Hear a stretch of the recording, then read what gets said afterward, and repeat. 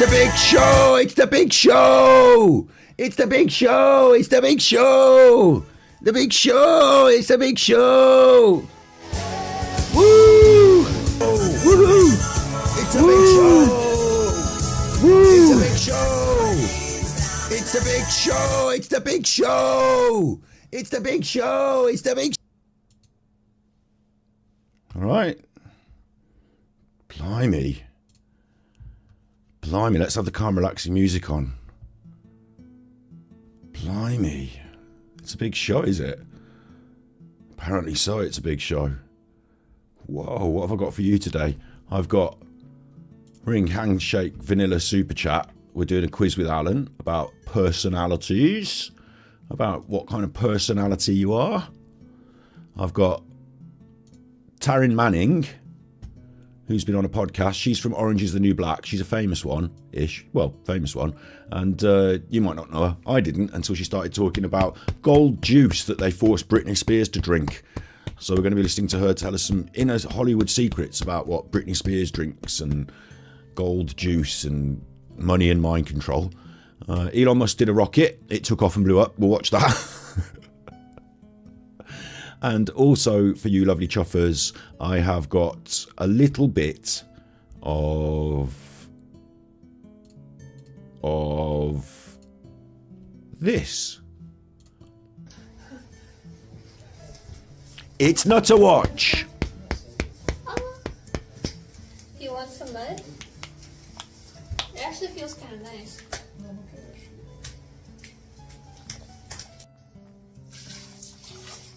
It's not a watch.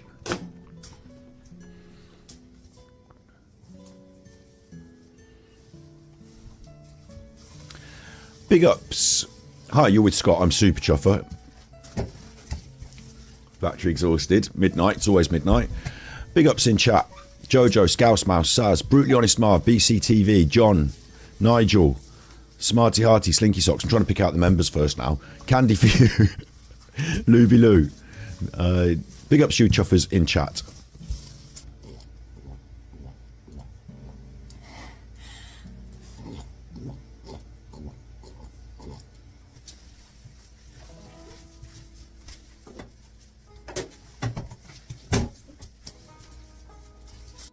I don't know. We'll come back to that. We'll come back to that. Thank you, YouTube. You've done well. I love chickens. I wonder if Chicken Lady has Kentucky. Is that like a swear word in your eyes, Chicken Lady? Going to Kentucky. Do you want anything? Oh, salad. Kentucky Mike's a swear word round here, I'll tell you. I wonder. Never. Never. No Kentucky for Chicken Lady. Chicken Lady, you have to thank yourself. Lottie Martin, yay! Lottie Martin, we beat the trolls. You saw the bashing. Now, Lottie Martin's been a supporter of mine, but not only that, a lovely lady for a long time. And she hates it that I've been trolled all this time. And she's suffered with me the last 3 days, and she's gone, yes, karma. Boom! So we got a big fun one.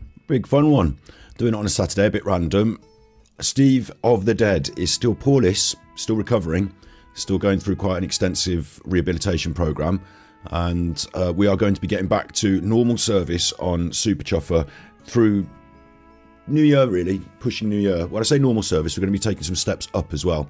But we're all right, we're chillis. I will be on Super Chuffer doing some serious stuff in the next few weeks. And here, there's something else I want to shout out, which is here we did something called the Angry Alan annual. I don't know if it's annual. We did the Angry Alan Willie in My Mouth, the great Willie in My Mouth film pun poster competition right here on this channel, where we made film pun posters and had a lot of fun doing puns. There's another competition lined up. I don't know what the prize is yet, so there will be a prize. Probably we will give away some monies. Probably it's easier, isn't it? Monies as a prize. So we do want to give away a prize. It's going to be a Christmas competition, and haven't worked out in my brain how much money someone offer, but somewhere some decent amount of money, somewhere about 50 quid, maybe more, for the songs. What the concept is, I want you to do a song for Alan, a Christmas song for Alan. It could be a Christmas carol, it could be a Christmas song, or it could just be a song, any old song. Write your own song, do a karaoke version. Karaoke versions are really simple. You get the karaoke on the YouTube, you type in your song, bring up the karaoke, invent your own lyrics though, write your own fun lyrics. And of course, we don't want these songs to be going on for 10 minutes each. It's not the extended cut. We want verse, chorus, the end. Like, you might want to cut the song a bit short. It might be between 2 and 3 minutes maximum, somewhere around there. And you might want to cut it a bit short. Don't have long instrumental pieces at the start. Get straight to the point, cut off the early bit with the instrumental, get straight to the point, and sing your song of Alan. Make fun lyrics, make interesting lyrics, do cover versions, do Christmas songs if you want, but it's not limited to Christmas. Absolutely not. But we will be doing it around Christmas time, around the 20th of December, something like that. And the winner will listen to all the songs, we'll rank them, and then the top 3 or 4 we'll put into a vote, and the winner will get to take away the moneys and the crown of Alan Vision Eurovision Song for Christmas Competition 2023. So we want to have a big fun sing song. I want your karaoke songs. Big ups Amanda's World for the £5 super chat. Thank you very much, Amanda. Thank you for that. The only thing I always forget is to open up mycoffee.com at the start, isn't it? And get that on the screen. That's one thing I always forget. We got Tippy's system where you can Tippy and have your voice read out on the screen. It will say what you want to say. Thank you very much, coffee.com. I get slightly more cut from them, but I'm grateful for everything. Thank you. Especially grateful for memberships, for gifted memberships. It is the time of giving. And for super chats and coffee.coms. So thank you very much for that. The songs, if you've got trouble recording your own karaoke song, and it could be something as simple as opening up YouTube, singing along, recording it on your phone, getting it to us on the Discord. The mods on Discord are really great with this sort of stuff. They will help you. I understand that Slinky did an 80s night in Discord the other day. And I think that we could combine the two. I think that we could start using, because in Discord we've got voice rooms. You can have a voice chat room, and you can all, or as many or as little as few as you want listen, can be on the voice chat room. It might be that we might be able to find a way that you can broadcast your karaoke in the voice chat room as a sing-along, and then someone can record it and get it recorded as part of the competition. So hit up the mods, have a chat to them in Discord. You'll enjoy that. They're nice people, and they can help you with all your recording and song choice and all that as we lead up to Christmas. They don't know this yet. I've just thrown this out there today. But I'm sure that between us as a group, we'll be able to help anyone who wants. If they've got an interesting song and they don't know how to do a karaoke recording, we can help them with that. So get on that. I'll shout it out in other episodes. We'll build up to it. I'll drop my own song as we lead up to it, and then I'll drop a special one for Christmas with Alan. And I want you to do it as well. We've also got the fantastic Jamie, Regardation Police, who have been creating Alan's voice in artificial intelligence and having him sing songs. So they're very welcome as entrants as well. Alan loves a sing song, so do you. Got it? You've got it. Okay, today's episode then is featuring PiS Millionaire, Taryn, the Super Armchair Detective, and if we've got time, we could even throw in another couple of nuts, fruit and nuts. Everyone's a fruit and nut case. Crazy for the sun-ripe and raisins. Plump and fruity, boy, what a cutie. They're the secret of my beauty. Someone should be writing boom for me. Let's have some booms. Come on. Let's have some fireworks. Let's have some booms. Chat, let's have some booms. Let's have some booms. Let's have some likes. If you're sitting there and you haven't clicked the like button yet, what are you doing? You haven't clicked the like button? You don't know if you like it yet, do you? You're not sure. You can't be sure. It's only been going for like, how long has it been going now? How long have I been streaming now? Only been going for like 9 minutes. How are you going to tell? How can you even tell if you like it? If I were you, I wouldn't click the like button yet. If I were you, I'd reserve that like button until you're certain that you definitely like it. You don't want to be throwing those likes around like candy at Christmas, do you? You want to be careful with those likes. Keep them in reserve. Save up the likes. Save up your likes. So you throw them out there if you want. Cripes. There's not a likes embargo, is there? You're not on a likes embargo. We had a sock embargo in my house once. Sock embargo. When I was young, this was. When I was a school teen. My mom said there's a sock. There was a petrol embargo on. The word embargo was quite bandied around on the news media at the time. Quite popular, the word embargo. There was a petrol embargo. And my mom said, we're having a sock embargo. I'm not washing any more socks until you give me your dirty socks out your bedroom and there was a sock embargo, and I wasn't allowed any more new clean socks until I'd got all my old dirty socks and found them all and washed them all. So, sock embargo. But there's no embargo on the Armchair Detectives nonsense. If you want to catch up with that, we have been dropping videos on Battery Exhausted. What? What are videos? Well, in the past, we used to have like live streams, but they'd be recorded in advance and then we'd upload them and we called them videos. Don't do that so much anymore. Now it's all live, isn't it? But we've got videos. We've got Addicted Alan's Pill Popping Confession. If you haven't seen that from yesterday, Alan admits to a 7-year... sorry, I can't say it without laughing. Alan admits to a 7-year painkiller addiction involving multiple different kinds of opiates and other forms of narcotic. He won't admit to the cocaine.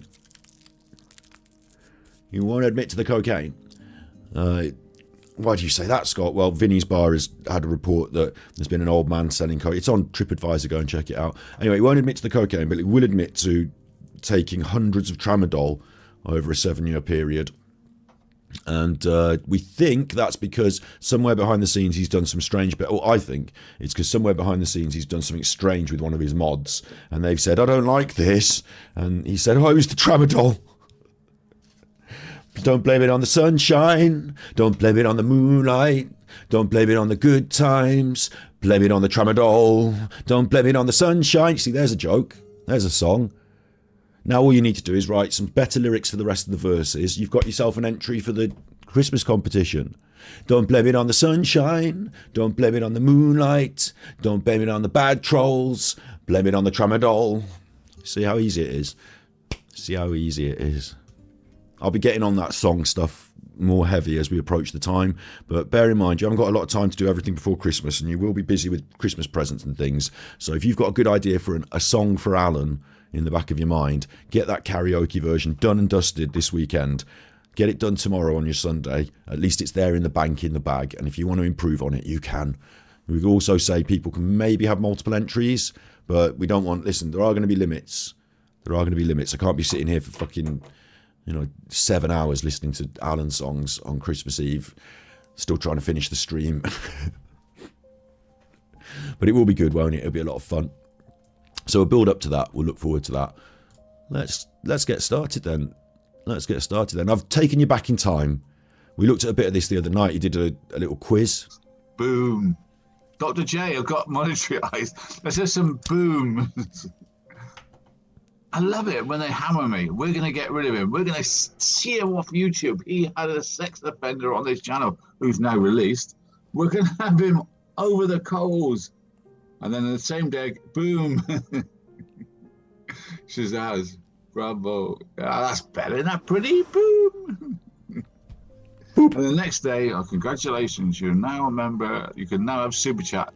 And you know they hate me in Super Chats. They absolutely hate it. Chicken Lady, I remember this all the time. Chicken Lady was the first ever one to Super Chat on the Got the Ring, Handshake, Vanilla Pods, Super Chat. Okay. So yeah, we watched this the other day, and he was doing one of these on his phone about being what you would do on your dates. Okay. To the library. To the library. It's fun to read. To a movie, just you and your girl. Wild party. Stay at home and watch a film. McDonald's or a posh restaurant. I'd definitely say posh restaurant this time. I wouldn't say McDonald's after last time. But we did that one. We got another one, and this is going to be loads of fun because Alan's going to do a quiz, and I want you to guess both what you think Alan will have said. And you can do your own as well, can't you? So as this will be great. Marks and Spencer's, Tesco's. This is brilliant.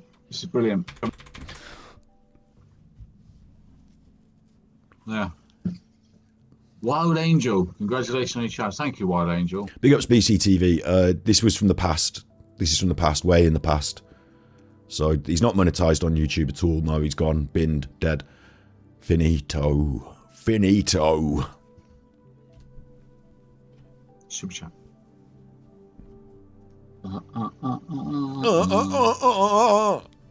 Older guys rock. Thank you, Samantha City. Older guys rock, yeah. They know how to look after you more. They know how to look after you more. Keep you locked in the room with your black bed and your black...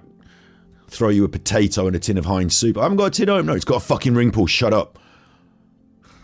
66 is okay. Well, let's knock off 10 years. 56. The ring pull on the beans tins absolutely saved this lot from having to mess around opening tins of beans every day for their captives, didn't it?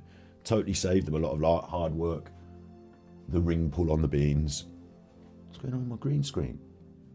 What? One little thin line of green screen's not right. Come on. Worked hard on this. There it is. Okay. Vanilla Pod Super Chat. Big ups Dylan. Battery exhausted. Alan is one of your customers. What haircut are you giving him? I've gone for dividing his head in 4 quarters. The front is half bald and half perm. Back is black, bold and spiky. Well, Alan is one of these very I'll take that question. It's a very good question. Even though it's not fucking done on a Super Chat or a tippy, I'll take that question.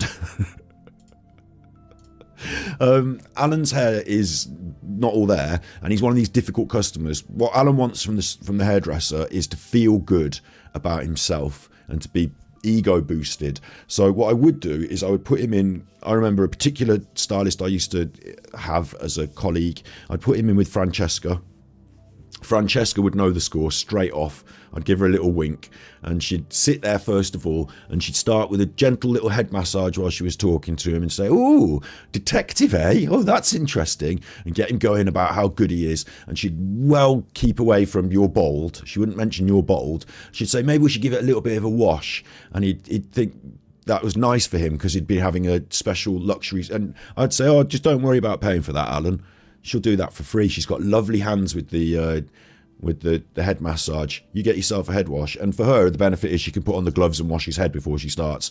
So she'd give him the head massage, the head wash. He'd fucking love that as well. He'd be getting his little woody on. And then basically what she'd do is I would have instructed her behind the scenes at some point. Like if I had to, I think she would have already known what to do. But if I had to, I'd say, "Oh, do you want to just quickly grab a cup of coffee for Alan?" And I'll tell you what to do behind the scenes. Just give him a short back and sides, make sure the top doesn't go too short so it sticks up on its own and looks daft and fuzzy, and there's just enough to sort of give it a little bit of a side comb, finish with a tiny whisper of product, because if you start putting it on, it's going to congeal together and it's going to lose all the, like, you want that bit of fluff to cover.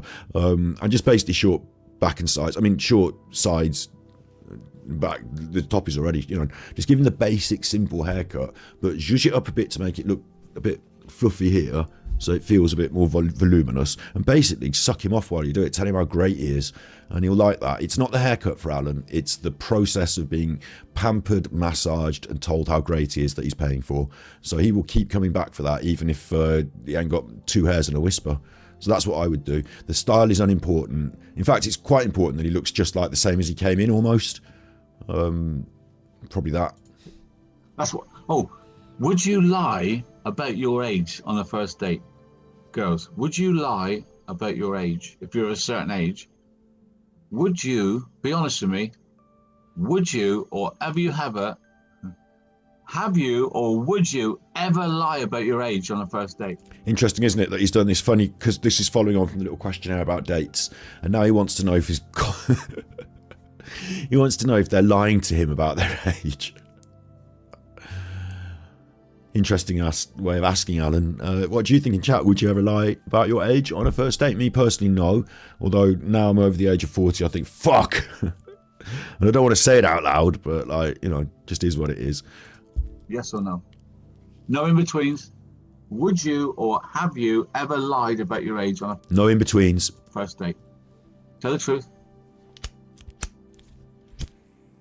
No. You're all saying no. I have. Well, you're a liar. No, I have. No, we're all saying no. They're all saying no to you, Alan. They're telling you that they wouldn't lie to you. Well, you're a very honest bunch of women, aren't you? Or they could just be liars who are now lying. Funny that, because online, 90% of women lie about their age. But in my group, not one of them. One does. Alan can't work out whether people are lying in comments. Of course he can't, because he's an idiot. This is the most wonderful channel I found recently called PiS Millionaire. And I know that they think well, I know that they know that they're having a laugh, but PiS Millionaires on TikTok. I think you could call this... Shit, I forgot to take my meds.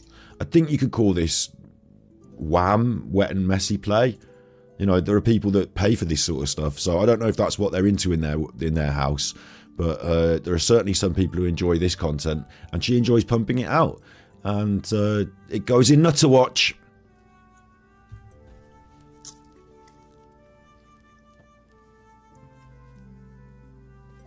Now, I wasn't exactly looking at the spaghetti then. It's raining again. I couldn't be happier. Big up Susie Jew. Susie Jew sent tippies. Big up, Scott. I've not sent a tippy for a while, so here is the back pay LOL. Thank you. I stopped watching Strictly to join you and the Chuffers X. Super Chuffer owes 10 hugs.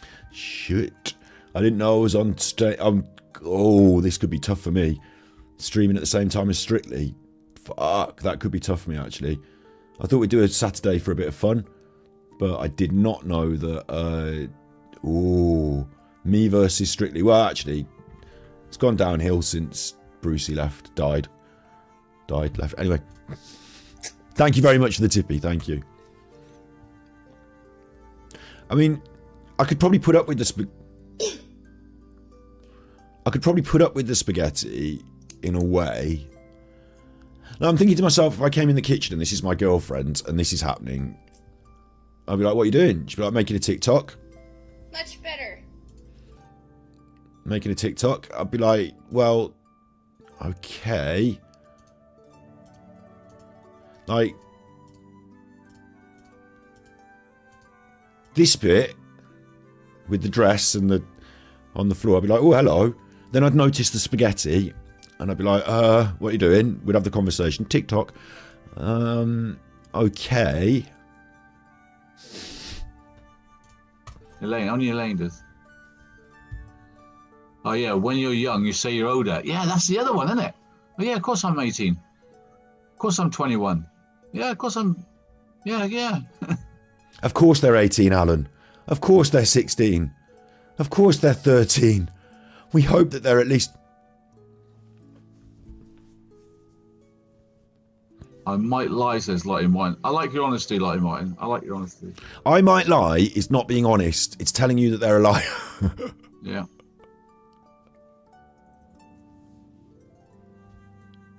Yeah, I've lied about my age. In England, you've got to be 18 to go in a pub. I got to a pub, and I'm 16. They say, "Are you 18?" I go, "Yeah." So I've lied about my age many a time. A long time ago now.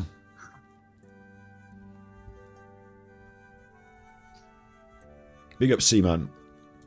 I'm not a very good-looking man. I was good-looking. You were good looking. Anyone that saw my picture when I was 30, yeah.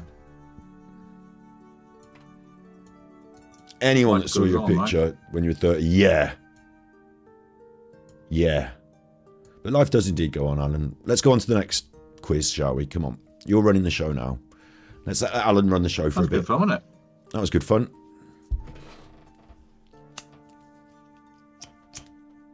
Rate my life quiz. Alan, if you don't look up in a minute, I'm going to have to go back to that lady eating the spaghetti. Life categories. Let's try a health one. I got a funny story about Strictly. When Strictly first started, basically, I knew this girl and she was quite a pretty girl. And so an avenue in for me to sort of hang around with her a little bit was she liked doing the ballroom dancing herself anyway. And Strictly was on the tellis. And I was like, right, well, I'll go with you to the class. I don't mind going to the class. I'll learn to ballroom dance. I was like, let's go to the class. And that was great because I could like do the ballroom dancing with her, holding her up close, doing the dancing. Let's do the one with the hips. And then her mum was coming as well. And sometimes I had to dance with the lady that ran the class, and sometimes I had to dance with her mum, and sometimes I had to dance with the other ladies because there weren't that many men at the class. And eventually I decided to have to stop doing it because as much as I was getting close to the ladies, the young ladies that I was wanting to get close to, I was also getting close to a number of other older ladies in the class, and I just decided this isn't for me. But for a little while there, I was giving it a bit of the old rumba and foxtrot. You right, Alan? Oh, I can't do this one. It's just like... No? You want to do it on the screen like we do with the streaming? Do you want me to do an honest one on my health? Yeah. Do you want to help me with an honest one? An honest one? I'll yeah. do one on health, right? Yeah, okay, right. Because this obviously was a while ago now. I don't know the exact date because everything's been binned off YouTube. But this was a while ago. So is this during your tramadol years? Is this during your bad knee tramadol years? Or is this when things are you all right health-wise? We'll find out. And you can answer too. That Hurt says they can't unsee the pig lady. Oh, you won't have to unsee her. There'll be more of her. There's more of her. And we've got Taryn Manning telling us about the secrets of Hollywood, which you will not believe. Well, I don't. I can't share it with you because to me, I feel safe where I live. Well, I agree. I feel very safe. So you got a choice there. Right? I can't show it you because it's me, he says. But he's found a way. He's found a way. So I feel safe where I live. This one's been done for us. Look, we didn't get to choose this one. He absolutely stonking agrees. He feels safe where he lives. That's not the same now if he answered that now. I wonder if he did this questionnaire now. In 2023. We need a 2023 version, Alan. We need you to get on... What's it called? atomics.github.io and do this quiz again for us. I feel safe with where I live. 100% agree, says Alan. I feel very safe where I am, right? Poking out from behind the phone. I usually have settled for less expensive versions of items. Oh, I agree with that. What? And he shouldn't have told us he agreed so soon. I don't even know what that question means. Not always. Something like that. I usually have to settle for less expensive versions of items. Oh, I see. I see. So you go on the Tesco value. That's basically what you're saying, is it? I'm on the Tesco value. Settle for less expensive versions of items. Bit of a strange question. I mean, it can affect your health, that can. If you're forced into the poverty trap, being a bit serious now, if you're forced into the poverty trap, you know, you might end up having the less expensive or the less nutritious or something like that. But Right. The next question is, I often feel worried or anxious about things. So let's see what you think Like that. Alan's going to say to this. I often feel worried or anxious about things. Right, I'm pausing it. It's you in chat now. It's you in chat. I often feel worried or anxious about things. The range is like 1 to 5, 5 being very, very agree, 1 being doesn't agree at all, or you can put very agree or whatever you want. Does Alan, sorry, I'm going to have to adjust my underwear for a moment. There we go. Just going to have to, sorry. Big ups, Rhonda. Thank you. Does angry Alan often feel worried or anxious about things? Now, today in modern world, in today's day and age, we know that Alan said that he woke up with mood swings in the middle of the night and they're terrible. And I would rather counter that and say you don't wake up with mood swings in the middle of the night, because that would be like, what do you mean a mood swing? I woke up with a mood swing. You mean you're having a panic attack in the middle of the night, Alan, and you're having panic attacks. That's what you mean. And you're not taking the correct medication for the panic attacks, and the drinking and the tramadol abuse and the cocaine, that's going to amplify the anxiety. And you're getting to a point of narcissistic delusion at this point, like in 2023, like full-on narc delusion. So that's amplifying your paranoias, because you are paranoid and a bit fucking loop. So, but back then, what do you think? Back then, how much anxiety is Alan going to say? Big yes, big no? You're going to say yes? A lot of you in chat are saying yes. Let's hear from angry Alan. Very. You don't know I suffer from high anxiety, right? Very. You're learning Very.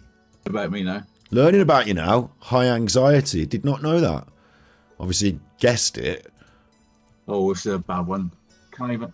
I frequently have suicidal thoughts. Oh, that is a bad one, actually. That's a bad one. I'm going to say no. I'm going to say Alan doesn't.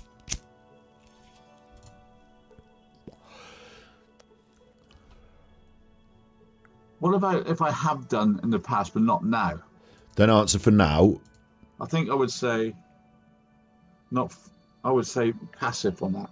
Passive. Doesn't agree or disagree. Fucking heavy that is, isn't it, Alan? I have had it. I think everybody said that maybe at one time in their life. Anyway. So. I like the way I look. I like the way I look. That's a much better question for him. While you think about whether Alan likes the way he looks, I'll give you some more PiS Millionaire.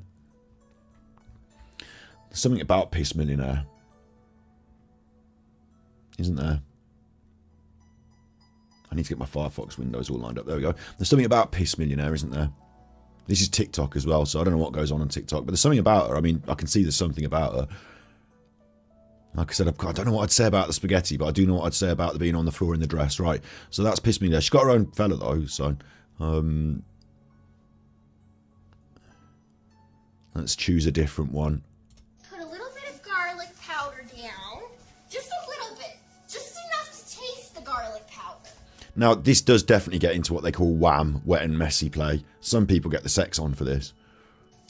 But, officially, legally, you can't call that a fetish. Like, legally, you can't say that it's a sex fetish because normal, like, to the letter of the law, normal people wouldn't say this is sex. Normal people would not assume this was sexual. But some people get their sex on about this. Not too much, because if you put too much, then it's just going to taste like garlic. And who's laughing? She got kids there. Down.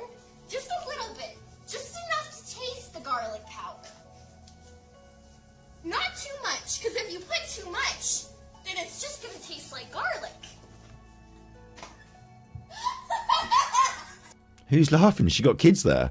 And what I find intriguing about this one is she's clearly covered in ketchup and mustard. Like, there's definitely a lot of ketchup and mustard on her. But that bit isn't in the video. So, like, at what point did you get covered in ketchup and mustard and think, oh, we should video this? I'll do a TikTok on it. Take it to the next level with the garlic powder. Colette, what would I name the Babis? My child's name is going to be John Herbert Jessup, and that's if it's a boy. And if it's a girl, she's going to be called Johnina Herbertina Jessup. Thanks. First boy, John Herbert. And if it's a girl, I don't fucking call her fucking tomato ketchup for all I care. She ain't getting any affection from me. I'll wait for the boy. I'm joking. Oh, you're a little boy. You're out there. Okay, so did you have an answer for Alan? Did you remember what the question was? See how I'm doing it today? Jumping about with the two different people, and then we'll go to the bit of interview with Taryn towards the end. Yeah? So the question was, I like the way I look. Massive on that. I like the way I look. I think everybody said that maybe at one time in their life. Anyway. So do you like the way you look, Alan? What do you think he's going to say? What do you think he's going to say? Me personally, I think he's going to say, you can put it in chat now if you want to be psychic. If Trish is about, she might see you being psychic. What I think he's going to say is, I used to like the way I look. I don't like the way I look so much now. I like the way I look. Almost totally disagree with the way I look. Ooh, Alan. Almost totally disagree. I consider. And that's, he won't even stay on it. He's moving off it. Dover and Dolly's mum, schizophrenic jumping about. Do you think this is more, like, I'm trying to make this like a bit more of a pizzazzy, bit of a show, not to watch, bringing in different people. I don't know if it's working for actually prefer, because some people are like, you know, these videos are a bit long and you're talking about this man all the time. No, it's just a slightly different format tonight for a bit of fun. We'll see. Myself hygienic. What? What, Alan? Anyway. I like the way I look. When it is Saturday night. Almost totally disagree with the way I look. I consider myself hygienic. I have a bath every day, a shower every day. So shit, I forgot to pause it. He has a bath every day / shower every day. Well done, Alan. Welcome to the human race. Oh yeah, pretty much. A bath or a shower every day, that does it. I struggle to land dates. So I struggle to land dates. What are you thinking? Does the man struggle to land his dates? Does the man struggle to land his dates? Well, I mean, landing them is difficult, isn't it? Especially if you push them in the river first. Do you even want to land them? You might want to let them drift out. Or I just left them drift out. I think he's going to say yes, struggles to land dates. Does not get many dates. I think he's going to say yes. Did I see the oven door in the spaghetti? Now we've got questions about PiS Millionaire. Now PiS Millionaire is bringing up... I keep swearing in my streams, and YouTube has started to tell me you're not monetizable and we don't like the way that you're swearing. And I need to start saying chuff instead of the other swear words. But her name is PiS Millionaire, so P Millionaire. Did I see the oven door? Oh shit, I forgot to take my meds.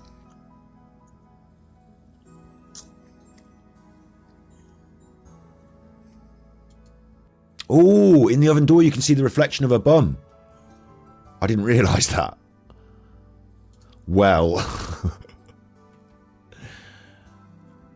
That video has just improved. That's now improved. That's now a better video than I thought it was. Much better than I thought it was. Watch that again later. Here we go again. Struggle to land dates. Totally agree. I never have any dates. Totally agree. Big ups, Jess. Jess the meme maker, Jess the music maker, and Jess the... what they call them, emoji maker. We're going to be getting emojis for this stream, for other streams. We're going to be pushing on that in the future. Jess has been very, very helpful in getting the emojis up on the screen. We've got them on Twitch now, and we'll be getting them on this stream soon when I can pull my finger out and, you know, pay attention to it. But thank you, Jess. What's going on? We're doing Quiz with Alan. We've got PiS Millionaire on TikTok. And later on, we're going to watch Taryn explain some of the inner workings of Hollywood gold juice. And then if we've got any time after that, I might throw on a Durian Rider, or, you know, if the party's still going, I might throw on a Durian Rider, or I might switch it up to a bit of, what's her name, Ellie Nutjob. I often get invited to social gatherings. Do you think he often gets invited to social gatherings? In chat? This is a yes-no, really. Does he often get invited to social gatherings? Yes, no. In chat. It's supposed to be fun for you in chat as well, this. So if you can't be asked, then I'll stop asking. I'll just move through it. But it's supposed to be fun for you as well. What do you think in chat? Are we saying social gatherings are a yay or a nay for Alan? Does he often get invited to social gatherings? If it was me, I would not invite him, obviously. But I'm thinking he might consider himself quite the social butterfly. What do you think? He's going to fall one side of the... Does he often get invited to social gatherings? One side or the other?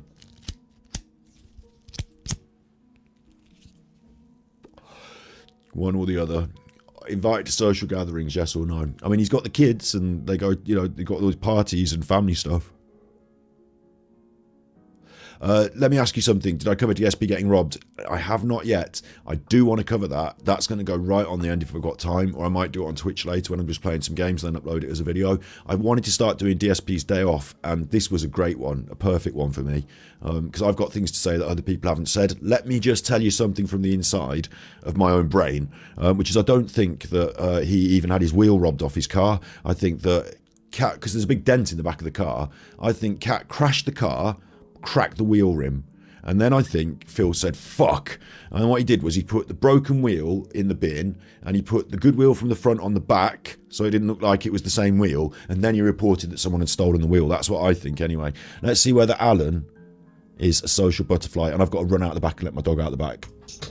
I get invited to a few social gatherings because my son owns a pub, right? I feel less physically able than most people. No, I disagree. I don't feel physically able. I feel fine. Saved by Vinny's Bar. Saved by Vinny's Bar. He gets invited to a few social gatherings. Going to the pub that your son runs isn't being invited to social gatherings. It's going to the pub. People are there gathering and you're turning up.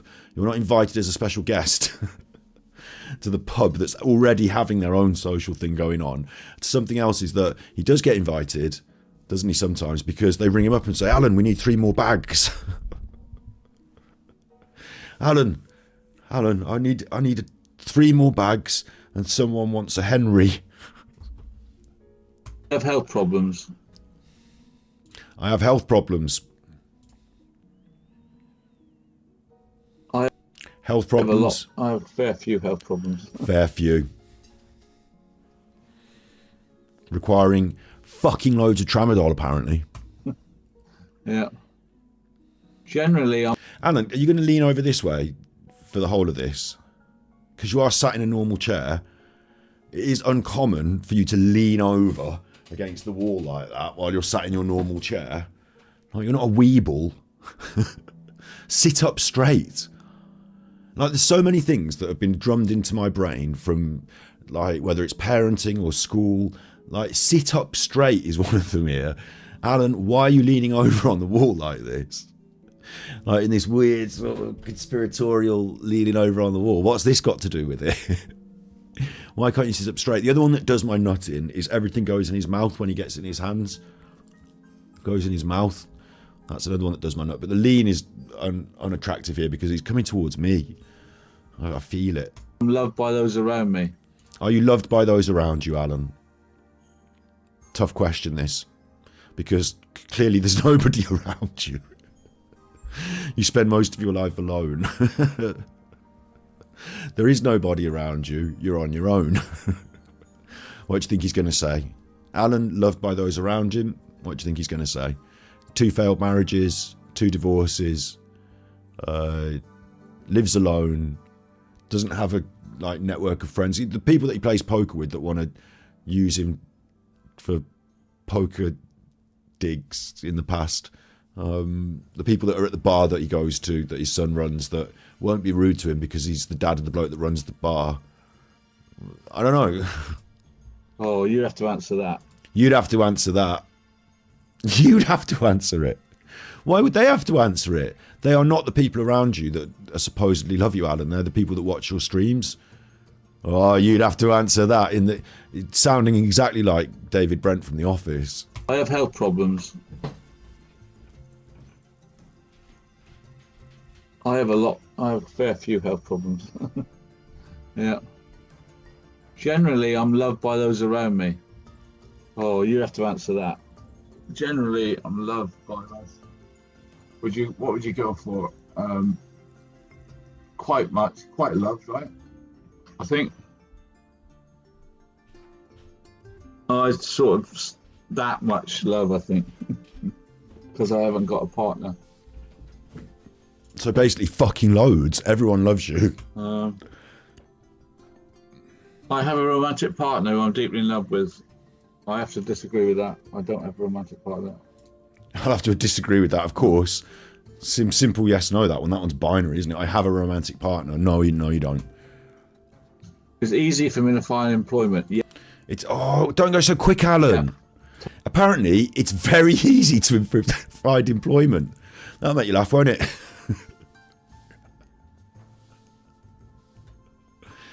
How easy is it for Alan to find employment? Very easy. Hasn't had a job in years. You can't count the restaurant stuff because he basically was like part investor in a restaurant. So he didn't really have a job, did he? He just turned up and did what he wanted. When he was younger, he was a club DJ, which didn't really work out. Again, not a big tick in a box. I don't know of any job Alan has actually done. Ever. Does anyone know of any, can anyone in chat enlighten me of a job that Alan has done? Like where he's worked for somebody else, he's turned up, they've paid him, he's been on the payroll, he's been given his universal credit stamp, his national insurance stamp or whatever. Like, has he ever, I don't think Alan's ever even alluded to the idea that he's ever worked a job in his life. So, find it easy to find employment. Big ups John Main, prison canteen maybe. Yeah, he should find that easy, shouldn't he? How has he even answered that strongly agree? He doesn't have a job. Totally. I find lots of employment. I find lots of employment. I do. What do you mean? What does that even mean? I do. I find lots of employment.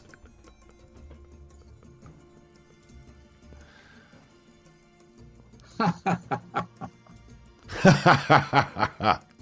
have to disagree with that. I don't have a romantic partner. No. It's easy for me to find employment. Yep, totally. I find lots of employment. And then the next one that he laughs at is I avoid mirrors. So what do you think? Does Alan avoid mirrors? Is Alan a mirror avoider? Or is he a stopper and looker inner? Hey? I bet he's a fucking window stopper and looker inner. He's certainly a window licker. I do.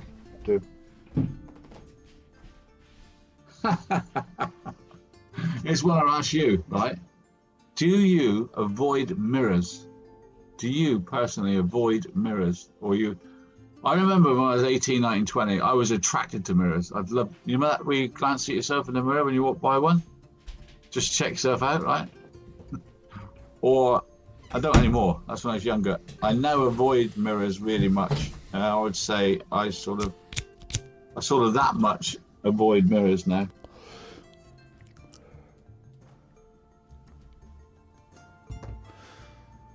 Doesn't even want to look. Doesn't even want to see it. In denial. Total denial from Alan. This is, if you want to find her on TikTok, it's real.ka real.cara real.ka Real Cara. And I still don't really know what's going on with it, but we're going to watch another one of these. I mean, we might as well. This one really intrigued me, because at the first I'm like, what the fuck is she doing? I couldn't clock it straight off. But there's something about that manic intensity in her eyes. Oh. So, where's the phone? This phone is recording you from here, so the phone isn't in the toilet, is it? You made it look like the phone was in the toilet by doing an edit with you over the top of a phone. The phone's not in the toilet, is it? But why are you doing this over the toilet? Again, like, she's quite, you know, physique-wise, and if I was, you know, living with this lady as my girlfriend and I went in the toilet and she's there doing that, I'd be like, oh, hello, sexy. Why are you doing this on the toilet? Like, there's like a combination of like contrasting ideas in my mind. I'm like, this is, I don't know where to categorize it. This is, I would say, inappropriate, but suppose you're on your own in the toilet. I just walked in by mistake, so this is up to you. You are putting it on TikTok. You're doing another TikTok. Yeah. You're not like, your TikToks aren't like everyone else's TikToks. No, they're not. Okay, that's probably good, I suppose, isn't it? Because you're individual.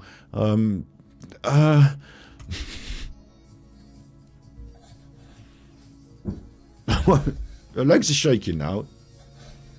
Is she getting tired?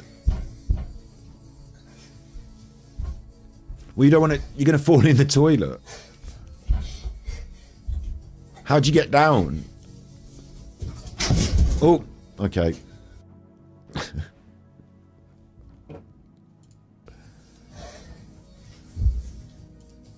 No comment. Just like gymnastics. Toilet vault. I mean, I like it. I like it. That's why I got it on the show, not to watch. I quite like it. I just... Oh. Come on, the kilobytes. Let's have the kilobytes. Yeah, we're rolling. I had a little glitch on the kilobytes there, but we're rolling. We're rolling. Full controlling. I don't know how to rate it. 4.2. I mean, I don't know what to say about it, but part of me is quite into it and I think she's quite attractive, but then the things she's doing are kind of like confusing the fuck out of me. But that's not to watch for you. That's what you can expect around here. Alan, his next question. I can afford things I want easily. Sort of. Samantha Silly doesn't avoid them. Samantha's a hottie with nice hair. So Alan's next question is going to be, I can afford the things I want easily. It's quite an interesting question, actually. Quite an interesting question there, isn't it? I can afford the things I want easily. I think he's going to say no because he's on the grift. But the truth of the matter is that yes, because he's on the grift. Back then as well, he was banking it, wasn't he? Fish the vampire.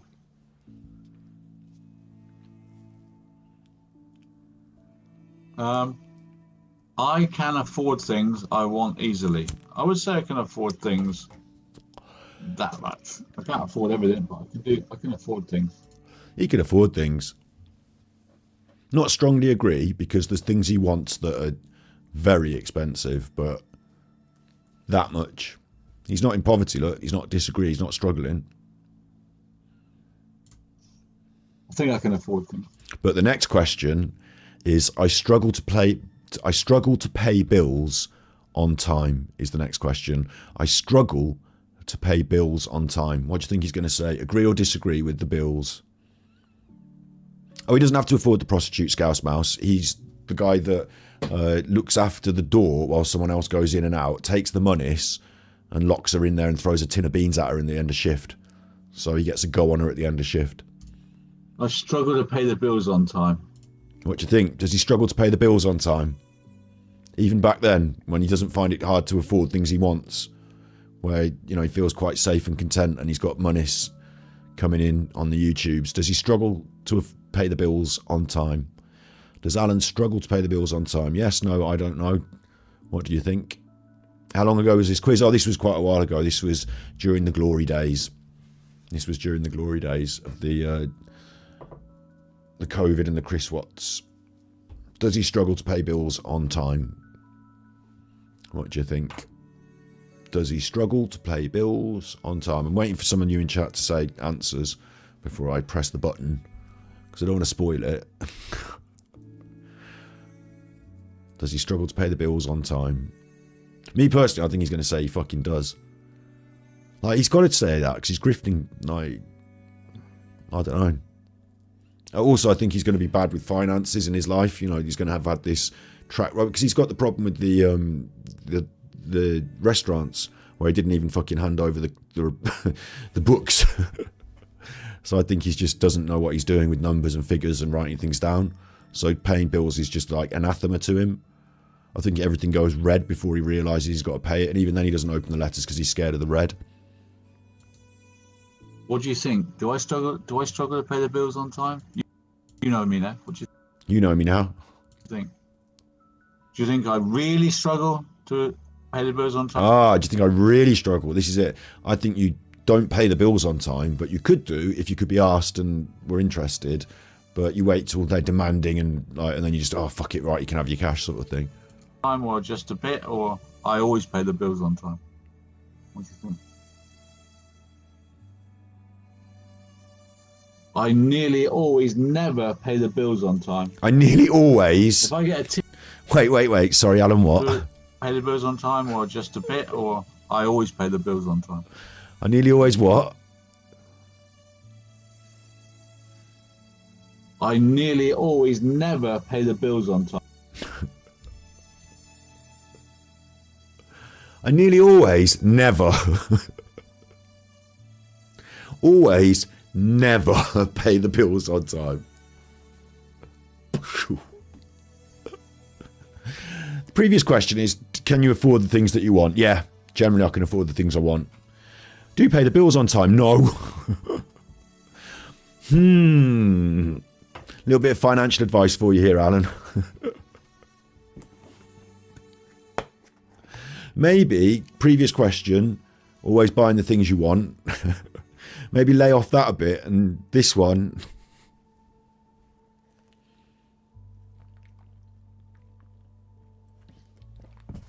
I wonder how he's doing paying the bills on time now, in today's day and age.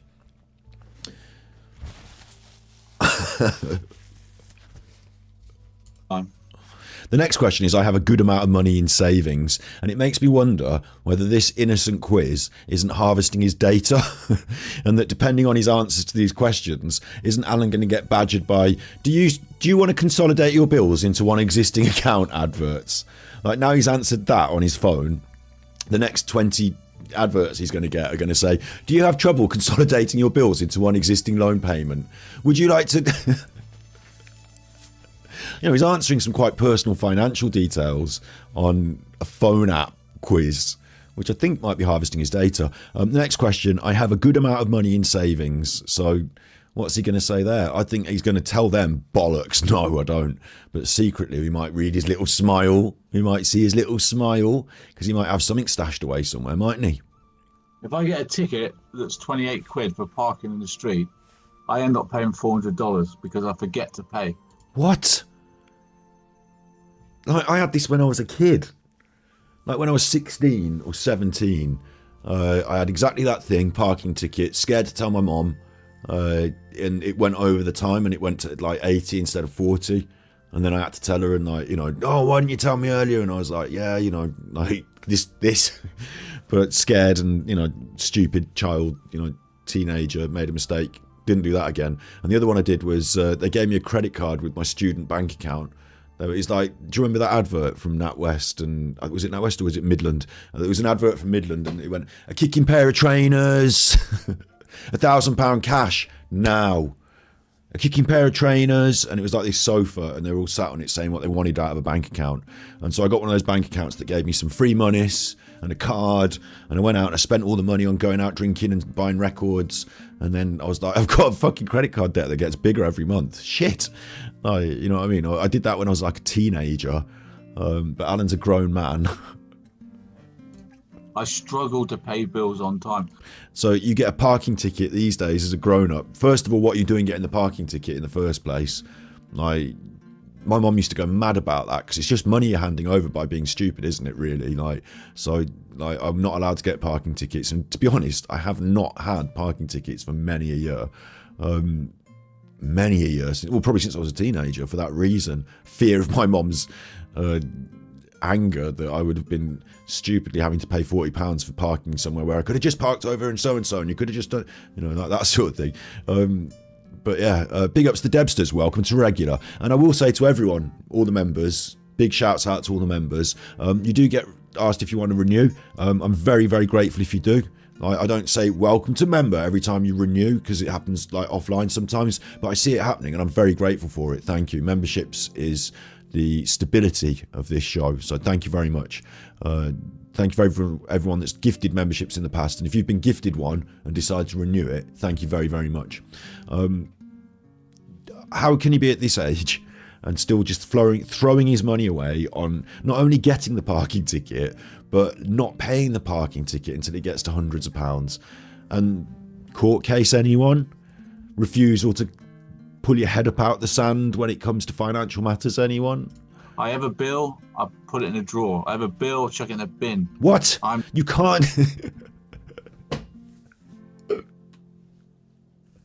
You can't live in bubble land denial land bubble about reality. Like, this is so narcissistic denial. It was a few years ago now, this, but I imagine this is his, you know, basic personality trait. And how annoying would that be? How annoying would that be if you were like, you know, if you were either involved with him as a romantic partner, or, you know, he's your dad or whatever, and you turn up and you're like, what's in this drawer? And you open the drawer and it's full of unpaid bills, and you're like, fucking hell, now we've got to sort this out. And you've caused this huge problem because you wouldn't talk about it and tell anyone, you know. Driving tickets. Yeah. Big ups, Jessica S. I did get, I told you before, didn't I, about this crash I had where I turned right in front of an oncoming car in my village. It was 30 miles an hour, so I was a bit surprised that this car suddenly arrived and smashed into me and everything got written off. Went in the hospital, went in the ambulance, and the police did me for leaving the scene of the accident without reporting it to the police. So I got done for that. But I did go in an ambulance, and I was a bit disappointed in the legal system at that juncture. But yeah, I've been done for a driving thing. Terrible with bills. Get your ham out the sand. Get your ham out the sand. Terrible. I have a good amount of money in savings. What do you think? I don't have a good amount of money. None. No monies. Gone. Well, you can't have, can you, if you've got a drawer full of bills? In savings. But there was the laugh. In savings. Maybe he's got something stashed somewhere. Everyone seems to think he does. I've got enough for a funeral and a few other things. I've got enough for a funeral and a few other things. So that's a reasonable amount of money in savings then, yeah? I don't own a house. I don't have money. Don't own a house. I don't have money. I'm still wondering whether at some point Alan decided to sign the house over to one of his children so that it couldn't be taken away from him in legal action. Not really. I'm physically fit with a good body.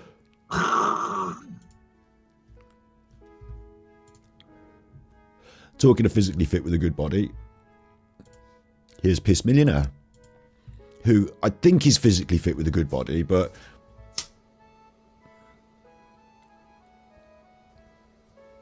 I mean, that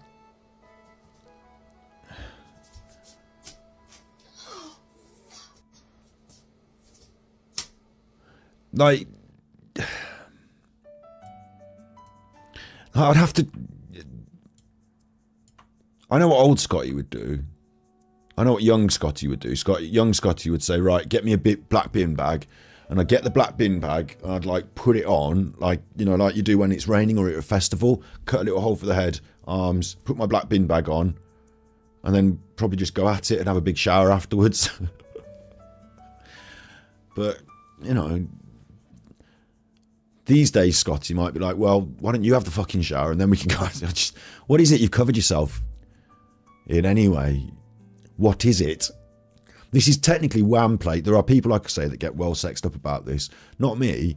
And because I am aware of the legality of fetishism on the internet and stuff like that, like sex stuff on the internet. It turns out, because obviously I have to be terms of service and stuff, you can't do me for showing sex stuff because someone else finds this sexual. Someone could find my hat sexual. It doesn't mean I'm running a sex hat show, does it? It doesn't mean hats are now a sex thing. It means some people out there find some stuff sexy. And I'm not kink shaming. It's on them. I mean, it's on fucking her, whatever it is. I don't know what it is.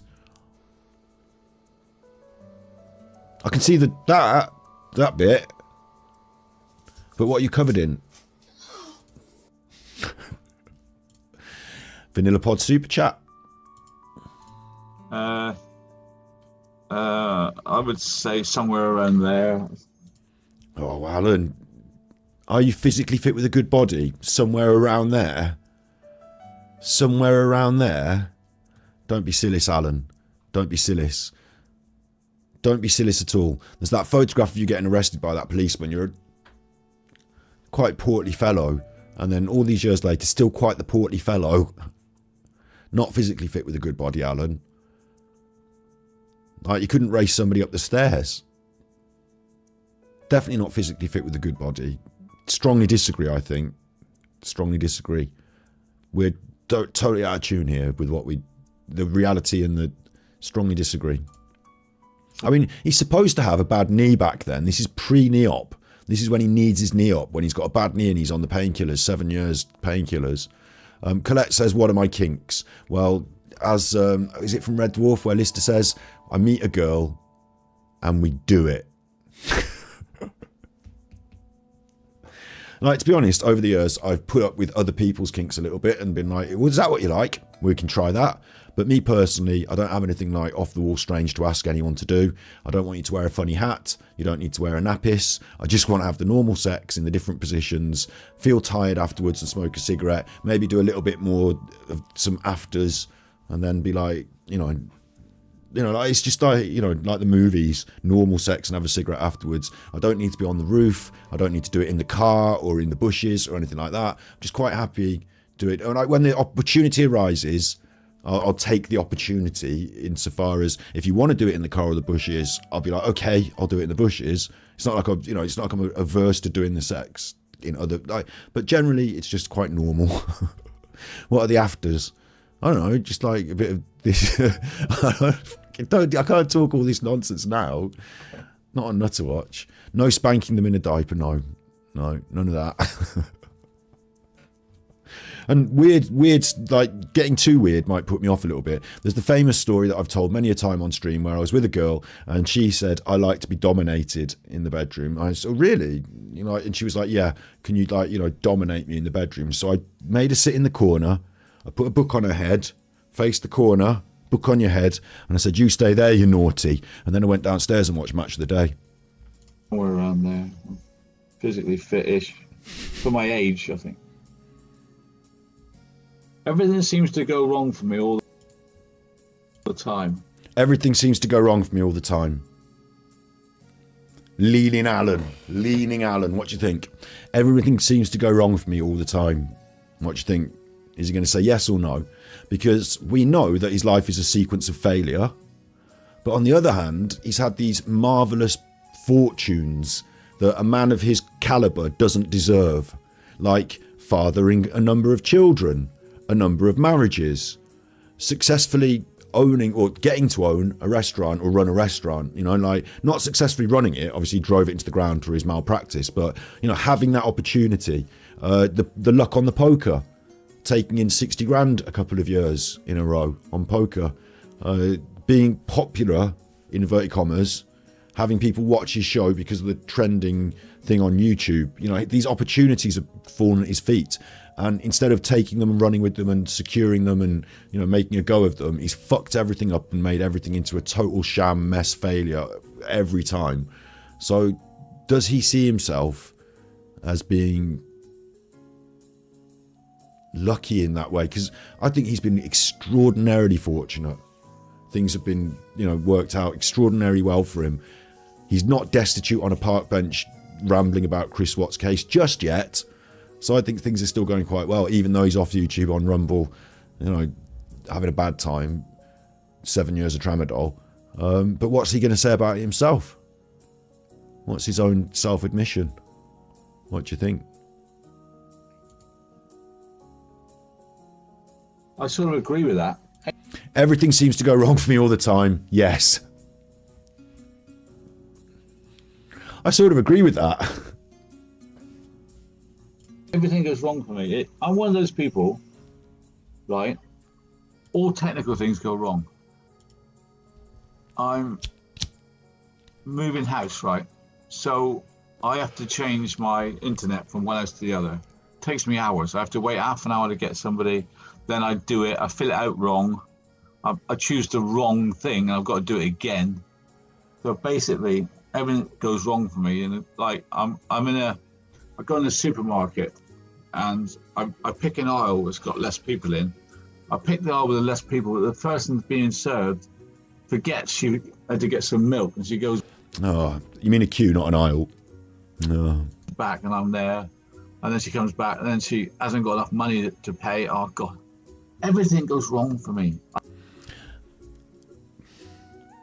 In Alan's fantasy world, he goes to a queue in a supermarket and the lady in front forgot the milk and she goes to get the milk and then she hasn't got enough money to pay. She hasn't got enough money to pay. Thank you, Deborah Rabbit, for the £2 super chat. Thank you very much for that, Deborah Rabbit. For Alan, in his fantasy world,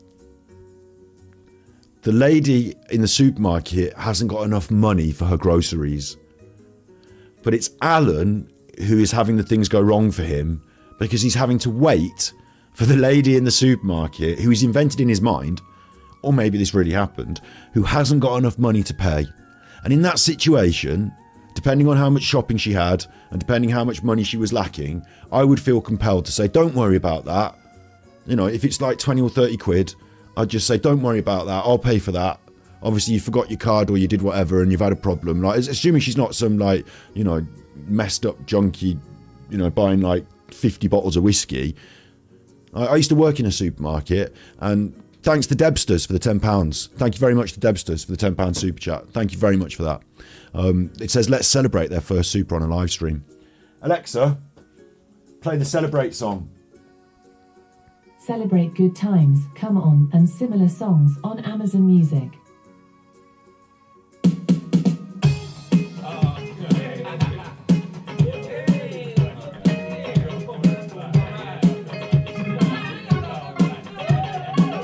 Get to it. Does it do it in a minute?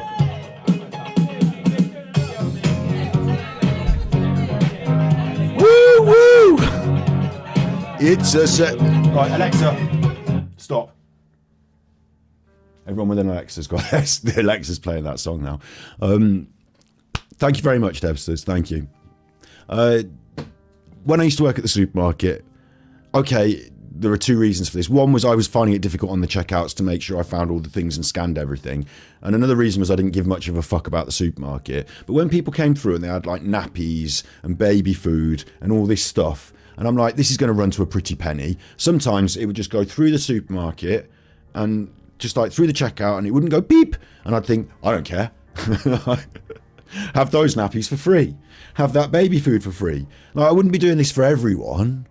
I wouldn't be doing it like as a matter of course if my mate came in, have a bottle of vodka for free. It's not that. But sometimes, like, you know, you have to weigh the things and you take them and you, like, I used to work behind the checkouts. This is like when I was like 16. And like, you have to weigh the things. You have to find the thing and press the buttons. And like, oh, it's like courgettes. I have to find the courgettes on the thing. And I'd think, I can't be fucked with this. So I'd put them on the thing and then I just put them in the shopping and I wouldn't do the total and do the money, and they wouldn't pay for the courgettes because I couldn't be asked to weigh the courgettes. So I'm not Robin Hood here. It's just that I couldn't be fucked with certain things. The nappies was a matter of principle. Like, if you're coming through with a whole bundle of nappies...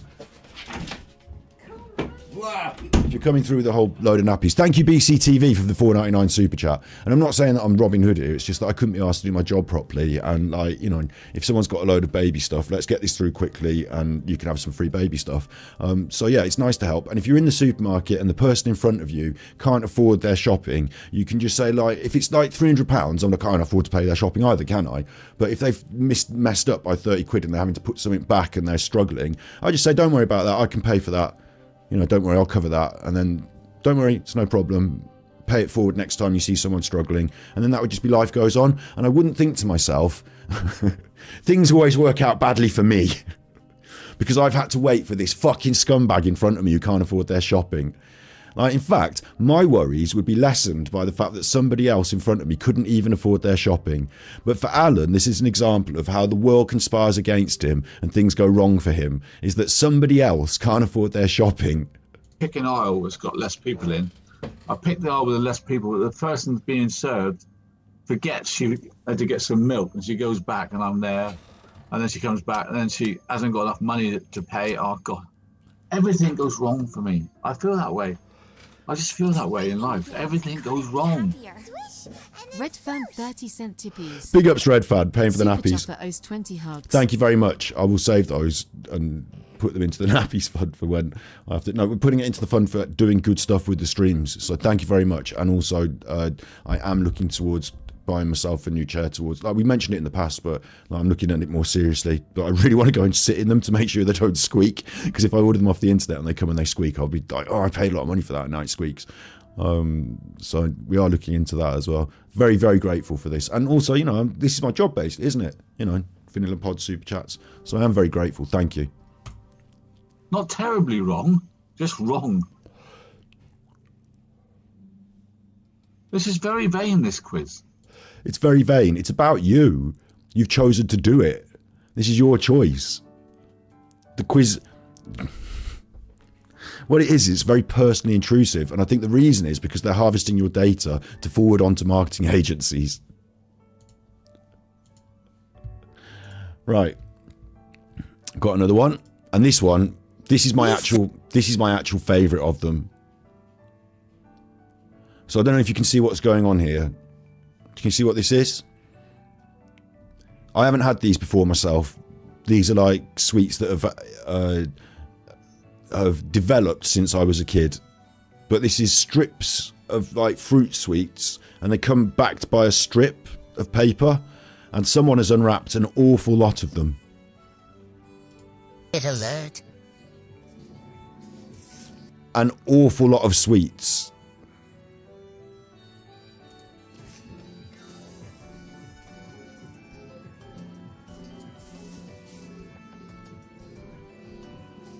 Alert.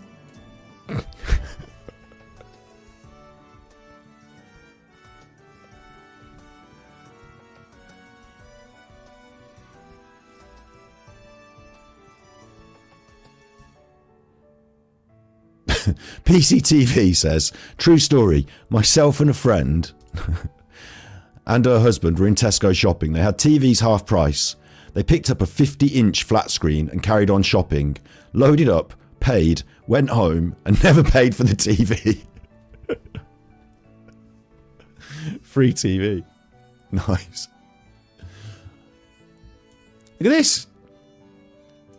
She's made clothes out of all the strips of the fruit strips.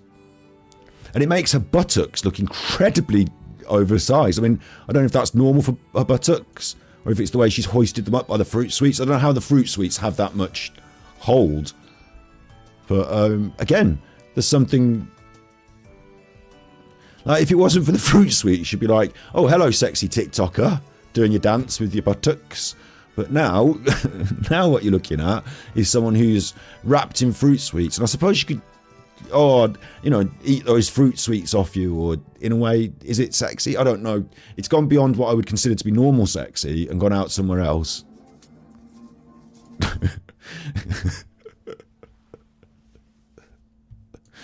Other parts of the outfit that I really like are the flap at the front. She's created a tie out of the fruits. I like the flap at the front. I don't know what the flap is for. I don't know why we've got a front flap, but we've got a front flap. I like the tie and the hat as well. The hat really works, doesn't it?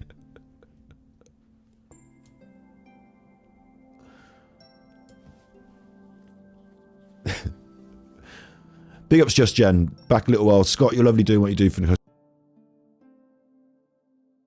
I'm back. I'm back. Just had a little kilobytes error. Little kilobytes error. I'm back, aren't I? Come on, let me see it rolling. Full controlling. Yeah, it's rolling. Full controlling. Okay. Thank you, Just Jen, for the comment. Been a little while. Scott, you're lovely doing what you do for customers. Some shops allow leeway. You take your elderly neighbours out shopping and then you don't take the money. Yeah, good call, good call. I got fired from that job. I have to take my things in at the end of shift and hand in my till, and it doesn't add up, and they got well eggy. And then one day they caught me doing graffiti on the conveyor belt. As the conveyor belt was going round, I was drawing Rage Against the Machine in graffiti script, and as it came round I had to do a little bit, and then I had to wait for it to come round. It was like a game I was playing with myself, and they were like, "Did you draw this?" And I said, "Yeah."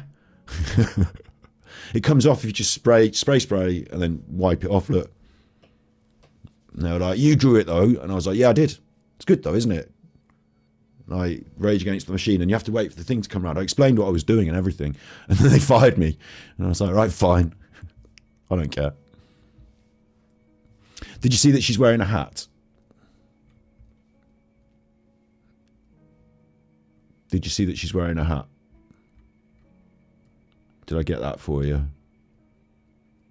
Wait, where's my Firefox window now, you chuffer? Oh, I've got too many windows. More windows than Buckingham Palace, mate. This window. See that she's wearing a hat that she made out of the... Thank you, Cindy, for the $9.99. That's dollars. And you also... Alexa, play the Celebrate song. Shuffling Celebrate Good Times, Come On and Similar Songs on Amazon Music.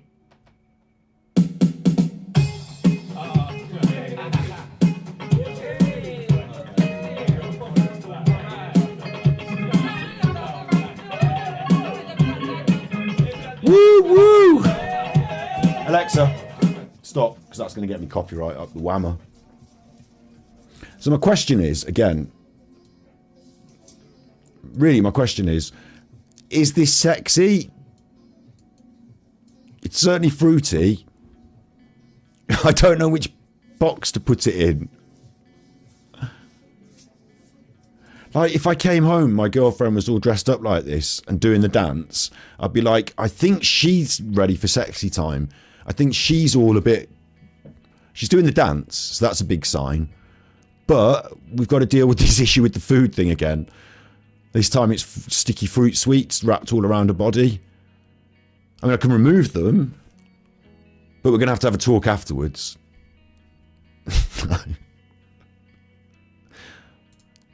Is it her actual ass? Yeah, maybe it's not. Maybe she's added additional fruit sweets for ballast.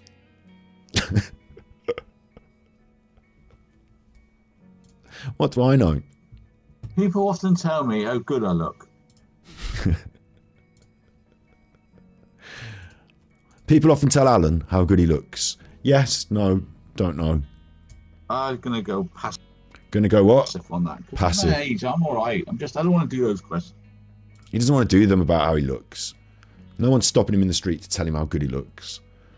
Are they? Definitely not. I am close to supermarkets. I am totally close to supermarkets and fun attractions. I live on a beach.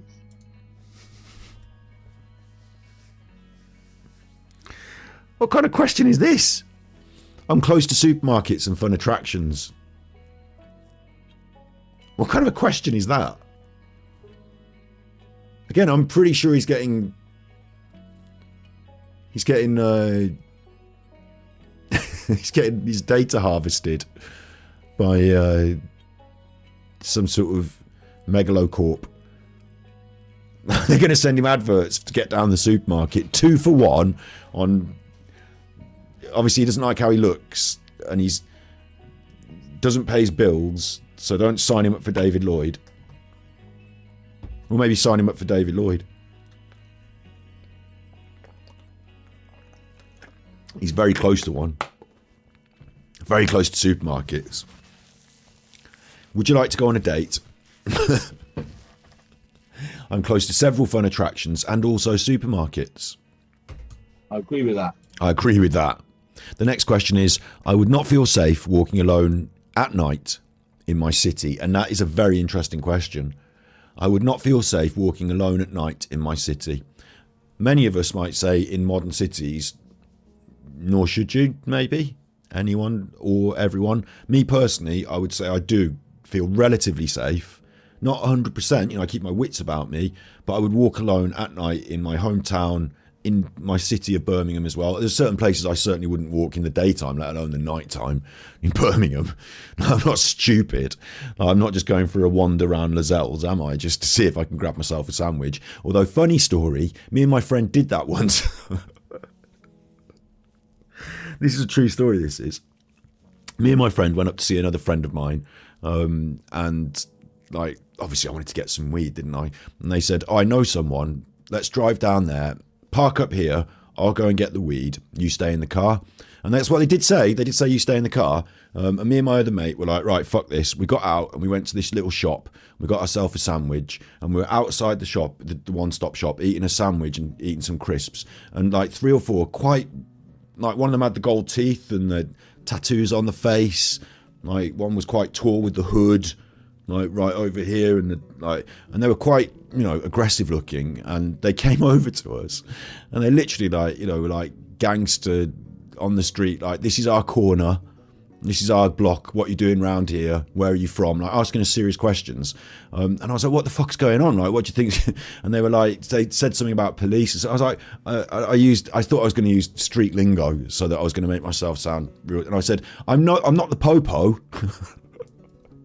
I'm not the popo, because that's what people say, popo, innit? Police. I said, I'm not the popo. Like, things were getting off on we were off on the wrong foot there, really.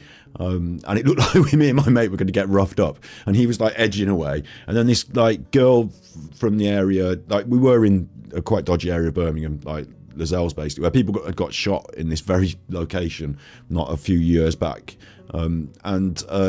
This girl came over who was doing charity work. Like, she had this uniform on with the charity bib and the board, and she started asking questions, and it created a distraction. Like, she was like, legit asking charity questions to these rude boys, and they were happy about it because she was a girl and she wasn't in danger or anything. Like, it was all in the mix of being on the street. And me and my mate just fucking legged it back to the car, got in the car, hammered it, like, and they started running after us. He hammered it in reverse. They were running after us, like, reversed up the street, U-turn, gone. Fucking hell. So yeah, there are places I wouldn't walk in my streets, but in general, do you feel safe walking alone at night in the city? I do, and I kind of would. I think Alan's going to say. What do you think Alan's going to say? I mean, as we all know, Alan is the danger. Alan's the one you want to be scared of. If you're up by the canal, you want to watch Alan doesn't push you in, don't you? I agree with that.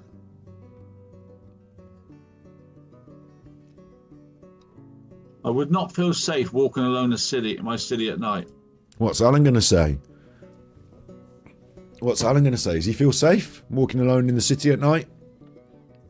I walk through the city at night, see the city's ripped backside. I am a passenger, I ride and I ride. I ride through the city at night. Iggy Pop was cool, wasn't he? Is Iggy, like, this is one of them. I always say this. I always get these people wrong. Is Iggy Pop dead? I'm assuming he's dead. Iggy Pop. Is Iggy Pop dead? I assume he is, but I'm like, Iggy Pop was cool, much respect to Iggy Pop. No, he's not dead. He's 76 years old and he's still going. So much respect to Iggy Pop not being dead. And there's one for me. Okay, we'll do this now. We'll do this right now. So I'll grab a picture of him. From the passenger. Hang on, let's have a image from Passengers. The Passenger, because that's the song I like. The ride to the city at night, a city, I am a passenger. Right, I'm going to grab this photo of him as a screenshot. And then we're going to play, because this is not to watch, we're allowed to do this. Iggy Pop the passenger there, right? I'm going to go on Twitter. What a feeling, do do do do do. I am tweeting, do do do do do, and a dun dun dun dun dun dun dun dun. Let's guess when he's going to die. Let's guess when he's going to die. I'll put it in as a tweet, and I'll time stamp it so it will get released on the day in the future. So it won't be like tweeted out now. It will be tweeted out slightly in the future. Get rid of that. So I'll put RIP. Look, RIP Iggy Pop. Ride and ride like that. It's nice, isn't it? RIP Iggy Pop. Ride and ride and ride. Ride and a ride and a ride. Yeah, okay. Ride. And then what you can do is you can schedule it. So obviously he's 79 now. He's been through the fucking mill. He's, took all the drugs and had all the parties. He's been through the mill. He's 79 now, right? No, I'm not putting out disinformation. Look, we're going to guess when he's going to die, and I'm going to put it out as a guess. And then it will tweet out automatically. Now, if I'm right and he dies on this day, I look like a genius. Yeah? And I don't have to do the bother of tweeting it. I've already done it. If I'm wrong and he dies on any other day, I look bad. I mean, later, if he dies after this date, then I don't mind. I don't look so bad because it's just an RIP later on. But if he dies before this date... No, wait. If he dies after this date, it's bad because I did RIP and he's not dead. But if he dies before it, it's fine. So I choose a date and then I have to guess. So I'm saying, like, ooh, do you think this year, before Christmas? A lot of them hold on for Christmas and then go after, don't they? So I'm going to say next year, I think.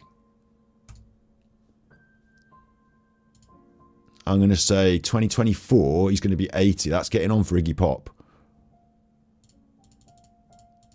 I'm going to say late next year. I'm going to say October 24. October 2024. Big ups Trisha Gelder.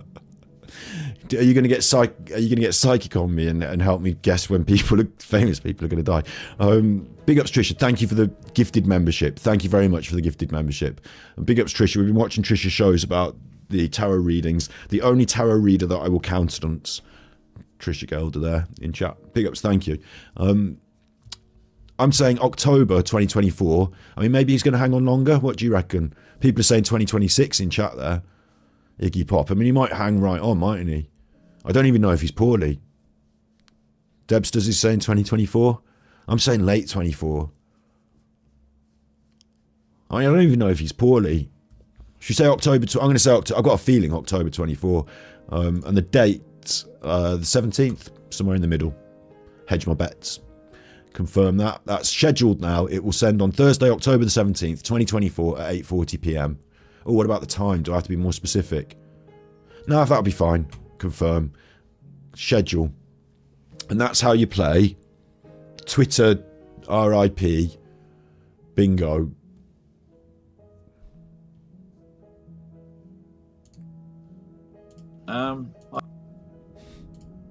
I am totally close to supermarkets and fun attractions. I live on the beach. I agree with that.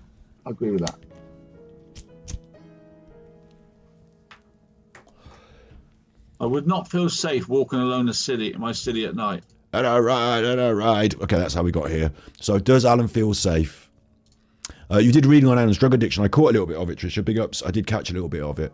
I'm going to watch a bit of it, and I'm going to watch the full thing in a bit. But yeah, big ups.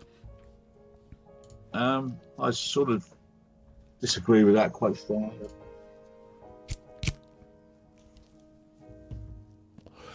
Alan disagrees. He would not feel safe. Alan feels very safe walking alone at night in the city.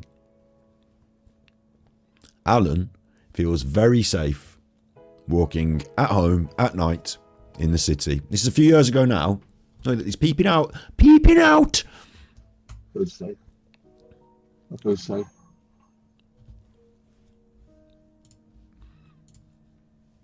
you want to see a bit more of this?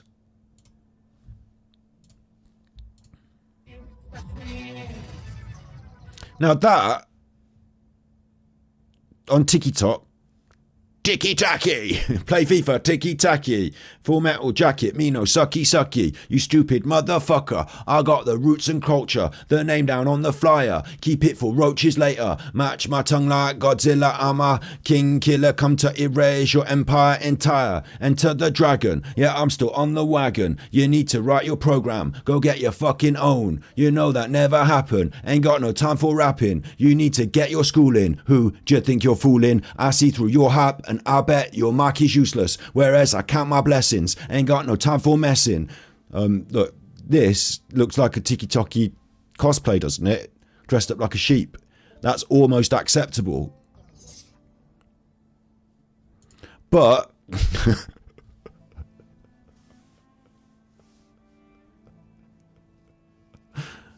what?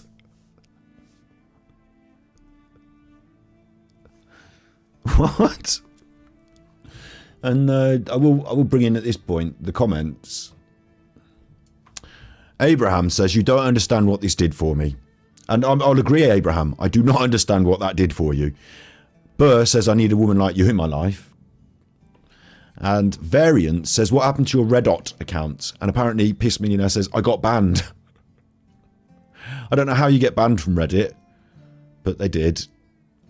And this monstrosity, this one, I come home, my girlfriend's dressed up like this. I say, look, I don't want to know about the TikTok anymore. No, we're not having sex. It's time. No, it's time. We talked about what was going to happen. It's time for it to happen. Have you got the little suitcase packed? The little suitcase should be already packed. Don't tell me you've unpacked it or hidden it. I've got the little suitcase. We're going. You're staying with your auntie and uncle in Bel Air. I whistle for a cab when it comes near. You're getting in it and you fucking get out of here. What is this? It's not to watch. Silver Moon Warrior, it's not to watch. So I've found a nutter called PiS Millionaire, Real Cara on TikTok, and I'm interspersing Alan's quiz with that nutter. And then at the end, we're going to hear about Hollywood and what goes on from one of them that was on the Orange is the New Black, telling us about strange goings on in Hollywood. And if we've got any time later, I might consider, but how are we doing for time? We're already over an hour and a half. But I might consider a Dark Side Phil react or an Any Arquette react. I live in a prosperous country. I live in a prosperous country. Again, are they harvesting your data here, Alan? I'd agree. I'd say Great Britain, one of the top 10 countries in the world. Would you know about that? We are, aren't we? A prosperous country, but top countries by GDP. My guess is we're about 7th to 12th, something like that. I mean, there's a load of countries. That's not helped me, has it? There we are. I mean, this is only GDP as well, isn't it? It's not like happiness or anything like that. You know, it's not like the top happiest. Well, that wasn't the question, was it? I forgot what the exact question was, but I'm just going to quickly find out by GDP. Top countries: United States, China, Japan, Germany, 4th, India 5th. We're 6th. We do all right.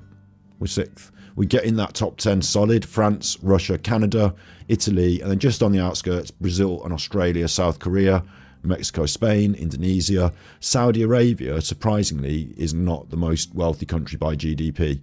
But then it's Netherlands, Turkey, Switzerland, Poland, and now we're getting down to the shit ones. I'm joking.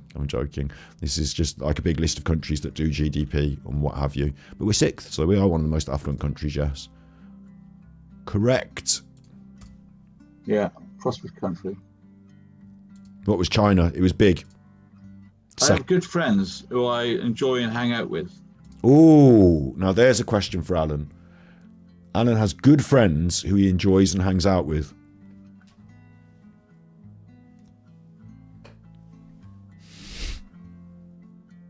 Good friends that he enjoys and hangs out with.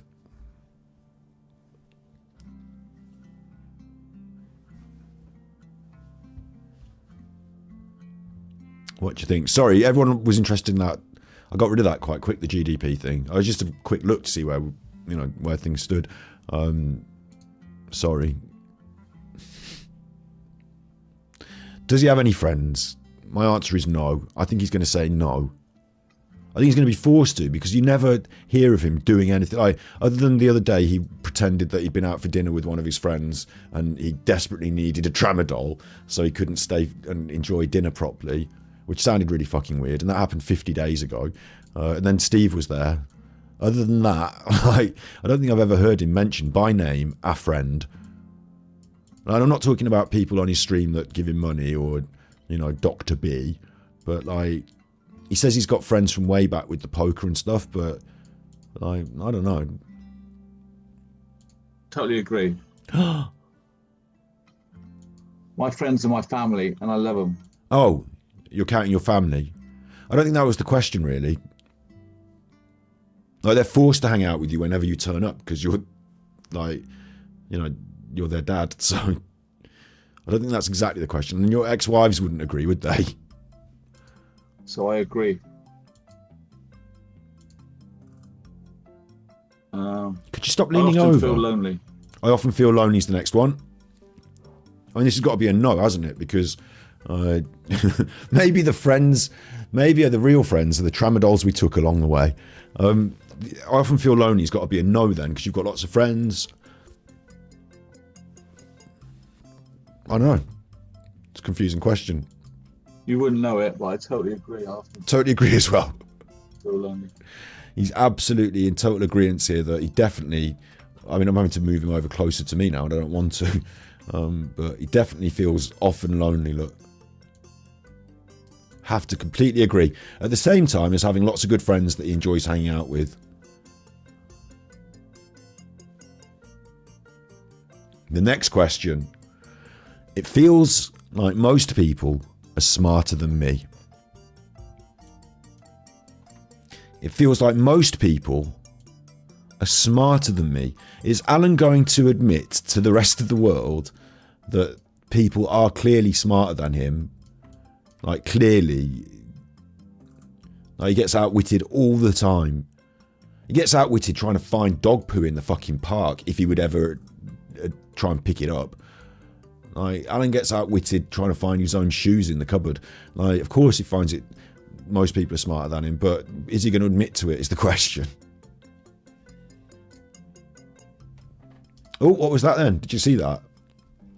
I can't do these things. Totally agree. I can't do these things in the same slow motion, frame by frame, as I would do on YouTube. But I'm going to just go slow motion. I want you to watch the top of the phone. I don't know if it normally does this. Maybe I'm tripping. But at the top of the phone. So I'm going to go in super slow motion here. And I'm watching at the top. My friends are my family, and I love them. At the top there. Oh, did you see that? It looked like he took a photo or something, didn't it? Like the infrared went off. My question there is, does the phone always do that? Just normally taking photos of you? Or during the process of taking this quiz, is this phone harvesting your facial data as well as your other data? Like, it seems like they're asking you some quite personal questions. Alan has not vetted this quiz properly, has he? And he's just handing over loads of his personal data on the internet. It'd be really funny if this wasn't a proper quiz and he was just doing it like someone had sent him an email. Like, at the end they ask for his postcode and his national insurance number. Agree. I often feel lonely. You wouldn't know it, but I totally agree. I often feel lonely. And it did it again at the top there. Often. A lot. I feel like most people are smarter than me. Well, big question. This is a sad story, ladies and gentlemen. Look, I have to put that. You do? I feel people are smarter than me because at school I was bullied for being dyslexic, right? So I couldn't. I had this great in my head, this great write a play out. In my head, couldn't write it down. I couldn't get beyond a 5-letter word. So I was always being put down for being silly, stupid, but I wasn't. I was dyslexic. So back then, I don't know if they had dyslexia we talked about this loads. I don't know if they had dyslexia diagnoses, and I don't know if Alan's officially ever had one, so I don't trust that he's dyslexic. I would agree that he's dumb. It seems a bit easy to just dump it all on that, doesn't it? I would agree that he's dumb, not rather than dyslexic. I had this growing up always that people were smarter than me, always. Something interesting to me is that if Alan feels that the world thinks that they're smarter than him, he's not saying the world is smarter than me, although he is in the answer. Like, this is kind of a psychological one here. It's a bit of a deep one, because he is saying the world is smarter than me. But he's saying they all said they were smarter than me, but I'm not stupid, I'm just dyslexic. So do you think they're being mean to you by saying that they're smarter than you when actually they're not smarter than you, they're just being mean? In which case, you've got no worry about ripping them off, conning them, like being mean yourself. It's kind of like this set with society, this set to with society means other people, fuck them, I can screw them over as much as I want. They think they're smarter than me. Well, we'll see about that. You know, it kind of stands you in this position, like it kind of gives you the fuel to become a con man, doesn't it? I was frequently a target of bullying at school. No, I wasn't frequently. What? You just said you were. You literally just said you were. In fact, I wasn't bullied at school. You just said you were. The teachers made me feel not smart. The teachers made you feel not smart. I mean, I don't know. That was a long time ago. Teachers could have been bad. Maybe it's just the truth that you had to hear was that you weren't that smart. So I disagree that I was bullied at school. Disagree completely. Not bullied at school, despite having just said you were. I frequently have trouble getting to sleep is the next question. Many of us do, as Alan has recently admitted in his tramadol nightmare. Tramadol junkie addicted Alan's pill popping confession, as he's recently confessed. He does have trouble sleeping at night. Recently he's talked about how he doesn't sleep until late, and he has trouble getting to sleep until he's exhausted. He has to be completely exhausted, and you know, it goes on late into the night. We assume now that those community posts that used to pop up at like 4 or 5 o'clock in the morning, 6 o'clock in the morning, maybe he was still awake from a big night on the tramadol and hadn't got to sleep then, and then slept in the day, and then wakes up late for his what used to be his stream on YouTube. You know, he had a bit of a routine going, and he also says that he wakes up in the middle of the night with panic attacks. He doesn't describe them as panic attacks. He describes them as mood swings. But as we know, when you wake up in the middle of the night with a mood swing, it's more likely a panic attack. So I'm going to say frequently have trouble getting to sleep. Absolutely for Alan. And I will think that he will confess to it as well. What are you saying in chat? What do you reckon? Alan frequently has trouble getting to sleep. What do you reckon? It was like in the sports teams, one of the most popular. I wasn't bullied at school. Oh, you were one of the most popular kids at school in the sports team. Cool. You weren't bullied. But I was made to feel thick or not clever by the teachers. Oh, it's an easy one. Do you frequently have trouble going to sleep? What do you reckon? Totally agree. I have to be exhausted to sleep. That's why I go on every night really late. So it's like, oh God, I gotta go to sleep. That's the only way I can sleep, but I'm exhausted. Yep. Yep. Do you want another little bit of PiS Millionaire? These are the greatest hits I'm showing you. I'm not going to show her every TikTok that she's done, just the greatest hits. And we're kind of running out from greatest hits now, so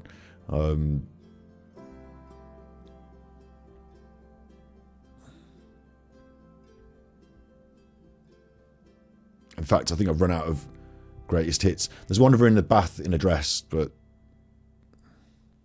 don't think we'll look at that. So the last one of these, and then after Alan, we're going to go on to Taryn, Confessions of a Hollywood, whatever. I used to have a male hole.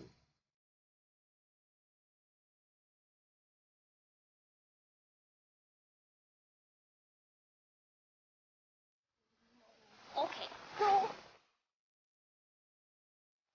I found something. I'm a bit worried that the music's going to get me copyright.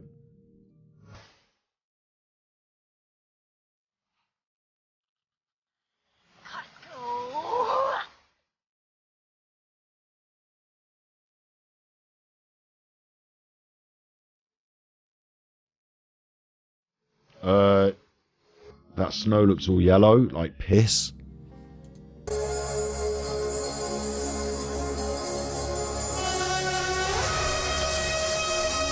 What's she putting her hand in?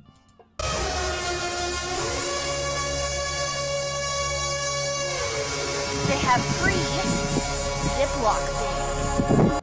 This is not right.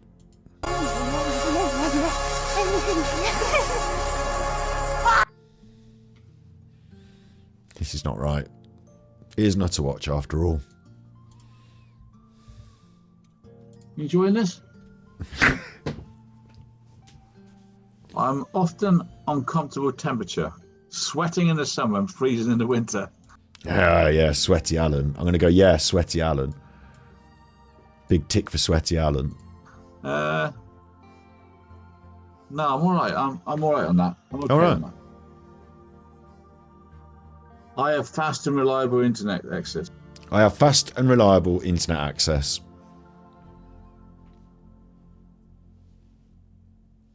So yes, I do. Yes, I do.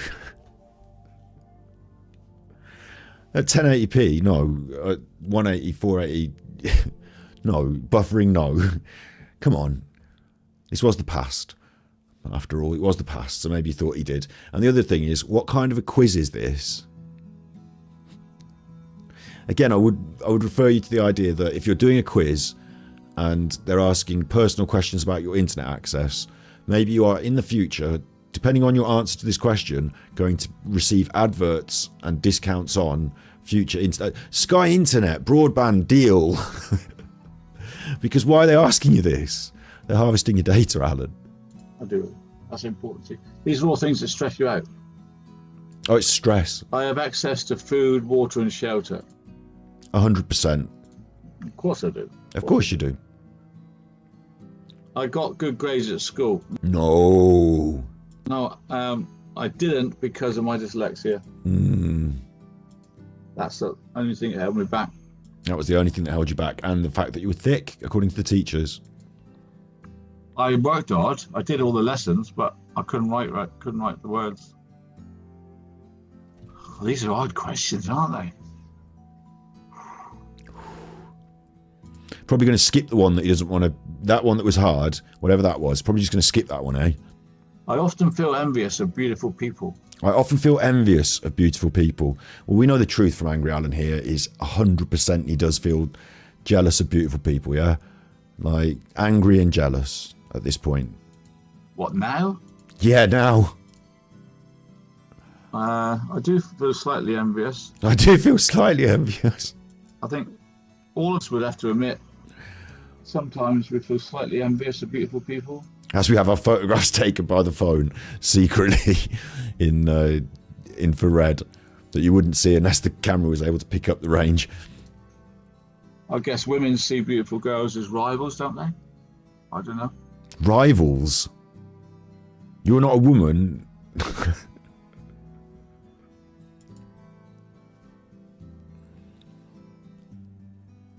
I frequently have pain. I frequently have pain. Not on the tramadol, you don't. Not with all that tramadol you're taking. Why don't you have some more tramadol, you big mess? Yeah, Yeah. Gives it the greens. I have pain. Not frequently. Not frequently. That was the question. I find it easy to make new friends. No. I'm giving up asking you now in chat, because, come on. You know the answer to these, surely. How can he possibly... Come on. I'd say no. Not in real life. Not easy. Not in real life. What did they ask about? Fantasy world? Not in real life, no. Never easy to make new friends, is it? Well, it depends who you are and how you are, Alan. Not for you, obviously. Don't think so. Don't think so. I exercise often. Well, funnily enough. Well, funnily enough, I totally agree. What? I totally agree that I exercise often. Totally agree. Big green dot there for exercise often. How is this plausible? You can't count masturbation, trips to the one stop for an extra pickup of gin. I exercise twice a day. No one knows about this channel. What? You have you or would Hang you on. ever lie about your age on a I first skipped date? it by mistake. Maybe at one time in their life. Anyway, this country. I feel people. No, but I have to be exhausted to sleep. We'll get there. Yeah, because I have pain. I exercise often. Don't think so. I exercise often. Well, funny enough, I totally agree. I exercise twice a day. I walk the dog twice a day. So, yes, I exercise often. You walk the dog twice a day, but Winston doesn't even live with you. You borrow him sometimes. This was back then, I suppose. Oh, this is a sad one. You see, I don't exercise twice a day. I walk the dog twice a day. Me personally, I used to exercise twice a day when I would walk the dog in the fucking woods and stomp about, like, you know, consider getting my heart rate up. But the walk I do at the moment with my dog, you know, I've got a little ninnis dog. I'm not like fucking power stomping around the block, am I?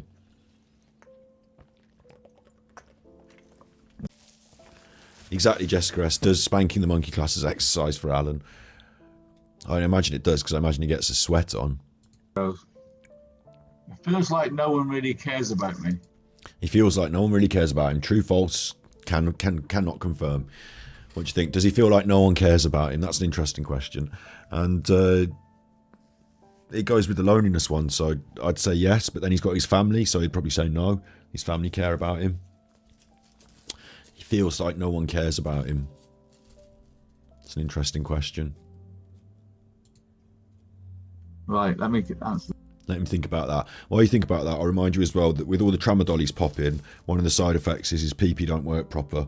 So maybe he doesn't want the sex like he said, because he said, I don't care about infertility. I don't want kids, and I don't have a girlfriend. So he has no use for his penis, as he doesn't want kids anymore. And, well, I say he doesn't want kids. I mean, anyway. Does he feel like no one loves him? Since I've had the channel... Since I've had the channel... I totally disagree. A lot of people care about me. Even though I've got trolls.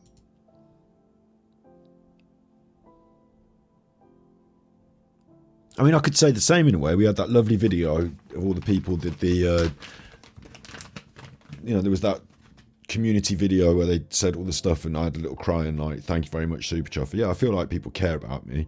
But when that question came up, the first people I thought of was my immediate family. Like, they're the ones who, like, you know, care about me, do you know what I mean? The most. And then my friends and my wider friendship group, you know, they care about me. I care about them. I suppose I was thinking about the people I care about in order as well, wasn't I? But for Alan, it's the people on the internet who give me money that I've manipulated. For Alan, it's the people that he's manipulated, remember? You know, he's used his thing on. He's made up a load of BS about the Chris Watts stuff. Those people, yeah, I can say now for sure that people care about me because I've talked a lot of shit on the internet. Or some of them have sent me some quite fruity messages behind the scenes, I suppose. 90% of people are so nice to me. So thanks to you, that says I totally disagree. People do care about me. Bless him. But also, thanks to you, I feel the same. So, bless you. Thanks to you guys. I have a hobby that I'm really good at. He has a hobby he's really good at. Yes, no, don't know. I would say poker. He's got to say poker, hasn't he? Like, he calls that his hobby. And he would think he's really good at it because he's been semi-professional. So I'm going to go with yes, poker. Well, I'm going to totally agree. My hobby is YouTube. And I think I'm good at it because we've got 80,000 supporters. So what's poker then? YouTube's your hobby? I thought it was your job. I thought YouTube was your job because you said YouTube is my job and I get paid by YouTube and I work for YouTube like many a time. This is your career, you said. 80,000 subscribers. So that's good. And the last one, And the last one, I'm a victim of abuse. I'm a victim of abuse. I'm laughing. Like, obviously, is on a figure of ridicule on the internet, isn't he? So, yes, he's a victim of abuse, but is he a victim of abuse insofar as, like, you know, like the serious connotations there? Like, you probably want to say no, wouldn't you, to this? Strongly disagree. I wonder what he's going to say to that. Is he a victim of abuse? He's going to have to say yes, isn't he? Because he feel like on the internet people troll him, but like I think it means like more serious matters. No. Why am I though? Are the trolls abusing me? I am a victim of abuse, aren't I? Even I've got a murdered lady's son, my brother, who abuses me on a daily basis. Yeah. I'm a victim of abuse. I have a public figure abusing me. That is a victim of abuse.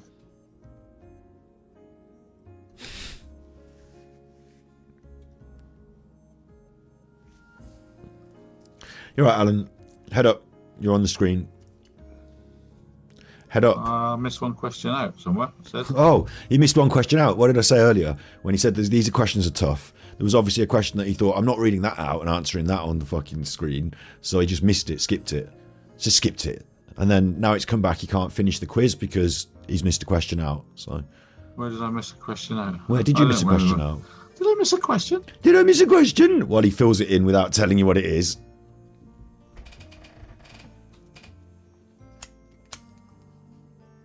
One question I didn't ask. Oh. Okay. Get a life rating. I'm worried now. What is my life rating? How do you think he's going to do? How would you rate Alan out of 5 stars? Life rating. This is a life rating out of 5 stars. How do you think he's going to do? You're going to rate my life. Look. Rate your life. A bit worried about this. Bit worried about this. It's a fucking quiz on your phone. And he went his hand in his mouth again. Everything has to go in his mouth. Like, this is something that I need to ask Stephen the Dead about. Get a life rating. We've got the nose touched and all that. I'm worried now. What is my life rating? How are they going to rate my life? Look. Rate your life. A bit worried about this. The hand ends up in the mouth. Like, why does he have to put things in his mouth all the time? Like, what is this going in the mouth all the time? What's that about? Like, he does it all the time. Like, I'll refer you again to Tramadol, Alan Tramadol Junkie. In that, he held up the box of Tramadols, and then they go in his like that in his mouth. Like, every prop he uses on the screen ends up going in his mouth. What is that about? Okay, let's have a look.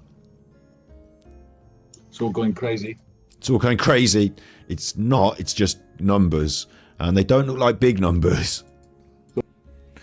We've got something that's blanked out. We've got finance 54, halfway there. Mind 38. That's bad. All going crazy. I can't see what that one is. Maybe you'll read them out. Your life rating. Oh, it's not good. It's not good. 50%. Is that good? 50%? My life rated 50%? At my age, it's not bad, is it?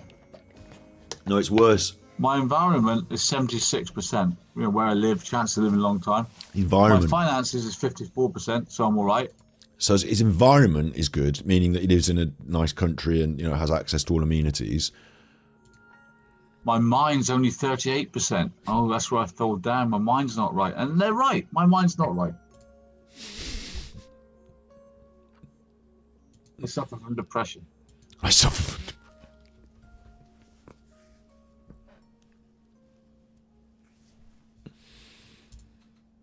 My appearance is 39%. Yeah, I could be a lot smarter. Love, only 46%, because I don't have love. But my social is 64%, because of you. My social rating is good. How is it now?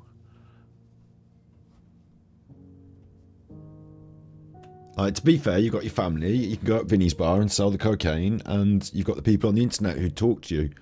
So you're doing all right, Alan. Big social. 64 because of you guys. 64. Now, you'd like it if your life's ratings were over 70s in all departments here, wouldn't you? You'd hope for this, but... My health is 48%. Oh, below average, below even 50%. Not average, like average. I don't know what average is, but like below 50%. Oh. It's not great, is it? But it's Not great. all right. There you go. Overall, my lifetime rating is 50%. I'm all right then. That makes me average, right? No.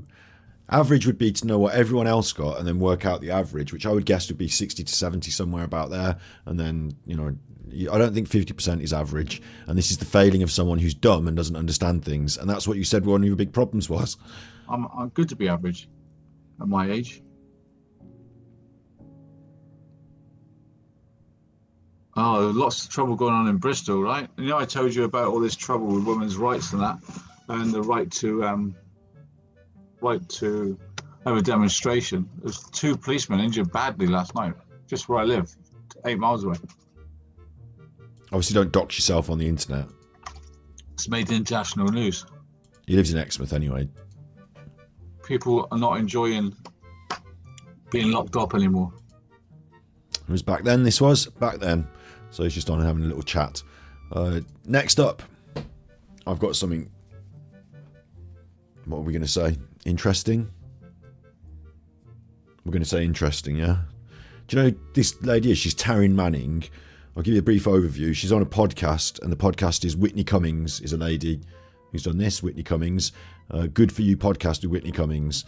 And she's interviewing Taryn Manning. Taryn Manning was in Orange is the New Black.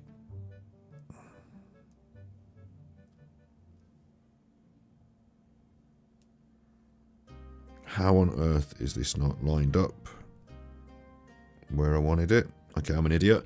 Maybe this is lined up where I want it here. She's in Orange is the New Black, and she's going to talk a little bit about Britney Spears, Hollywood, and stuff. So art and so kind, and you know, just I think she's. I mean, I don't know what's going on with her, but it's like just sad to see the dismantling of people's souls. It also is to get 5150 with what happened to her, whatever collusion and She had 5150 going on. What's up? She had a 51. She had, well, her dad was able to basically become her conservator. Right. And in the state of California, someone can't do that to you if you can say the date and your name. So if she was able to say the date and her name to the judge, none of this could have happened. And I have a very hard time believing she couldn't do that. I mean, she's pretty with it, you know. So unless it was just they try to get her to do it under poor conditions, like if she was half asleep, you know what I mean? Like then it's, you know, and when that's you not watch fair. her, you're like, she was so brave and brazen and on top of her shit and would choreograph her own stuff. Like she wasn't like a plant, an industry plant. She wasn't like a puppet that was sort of this like constructed pop star, you know? And then you see what happened to her personality. I actually did a thing on the podcast that was because NDAs really scare people, and her dad really scared people. The non-disclosure agreements, and anyone. So I was like, "There's no way her dad can be doing all of this. Her dad can't be jamming the pills down her throat and making sure she doesn't leave and hiding the keys. How am I going to drive my car? That's her anthem." And I was like, "So there's got to be at least 20 people that are enforcing him keeping her in prison, right?" I find it interesting because when I was on the movie, there was a woman named Fee. Do you know who Fee is? So Fee was like her like side. I mean, basically like an assistant of sorts. Older woman, beautiful, kind woman, and Fee was always around. She's a real deep Southern accent, and she was wonderful. And suddenly she's nowhere. I think it's weird that Lynn Spears is nowhere to be found. Like, how come they never speak on it? I went to a club like maybe a few years. we're going to get to the good stuff. Okay, I'm giving you the setup. I should pause it and talk about it, fair use and all this. I don't really have much to say about Britney Spears and what's going on there, but she's in, you know, friends with Britney going into the club with her, isn't she? So we're getting into the Hollywood inside now. Ago, like let's say maybe 8 years ago, and this bodyguard that was working pulled me aside, like yanked me away from my friends and told me a bunch of stuff. Like he needed to get it off his chest, and I was like, oh, well, I had that happen with a cleaning lady in Portland because I did this whole thing where I said, if you work for Brittany and you're someone that's helping cut up the pills or whatever, doser, or, I will pay your NDA violation fee. So, and all these people started emailing me, coming up to me. There was a security guard, a cleaning lady in Portland who came up to me in a hotel, and she said, I cleaned Brittany's room. Because we're going to get onto drinking weird gold stuff and promises. At Planet Hollywood, and they took my phone before I went in, and there were two security guards next to her at all times while I was just cleaning her room. So yeah, it just makes me feel that. So you're right. So basically, like the day we went and got our tattoo, so I have a tattoo and she saw it and she wanted it. So Big Rob took us that day to the tattoo parlor and she copied my tattoo off me. It's smaller, but there's always somebody. And we all went out one night and, but the bodyguards are everywhere, but she's still allowed to do some stuff, but you never could have her without somebody around. Mm-hmm. That's true. What did the bodyguards say at the nightclub a couple of years ago? I don't know. I don't know if I should go there. Just a dart in your neck. I don't want to disrespect her privacy, but it wasn't about her, to be honest. It was about somebody else, but he was upset. I mean, he was tearing up, and I couldn't remember him, but he could remember me, and he was just so upset. We're talking so upset, visually so shook. And it's like the kind of thing that not a lot of people have compassion for, but nobody really talks about the trauma of fame. I think that they've broken her sister's mind too. Mm-hmm. It's like her sister turning on her, like someone put her up to that. She doesn't want to do that to her. I think money does wild things to people's brains too. Mm-hmm. Especially if you didn't have it growing up and then all of a sudden you have it. Yeah. It just scrambles your brain. Yeah. And also that dad seems like real. Bear in mind, this is not at watch. So we are going to get some interesting stuff. Trash. Yeah. Person. I never met him. I met Lynn, but not her dad.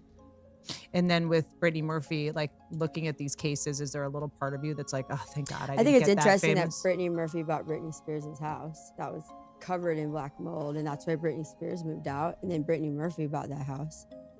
I always thought that was interesting. Black mold is very dangerous. Very for dangerous. Our health. So I always thought that was interesting. Because she died with pneumonia, I think, pneumonia, and just out of nowhere. I mean, the documentary about that guy Simon, who I think had the same drugs in his system or something, and him and the mom were in cahoots. I mean, I think it's there was a lot of really spooky shit around that. Do you ever sort of feel like you're glad you didn't get to that level?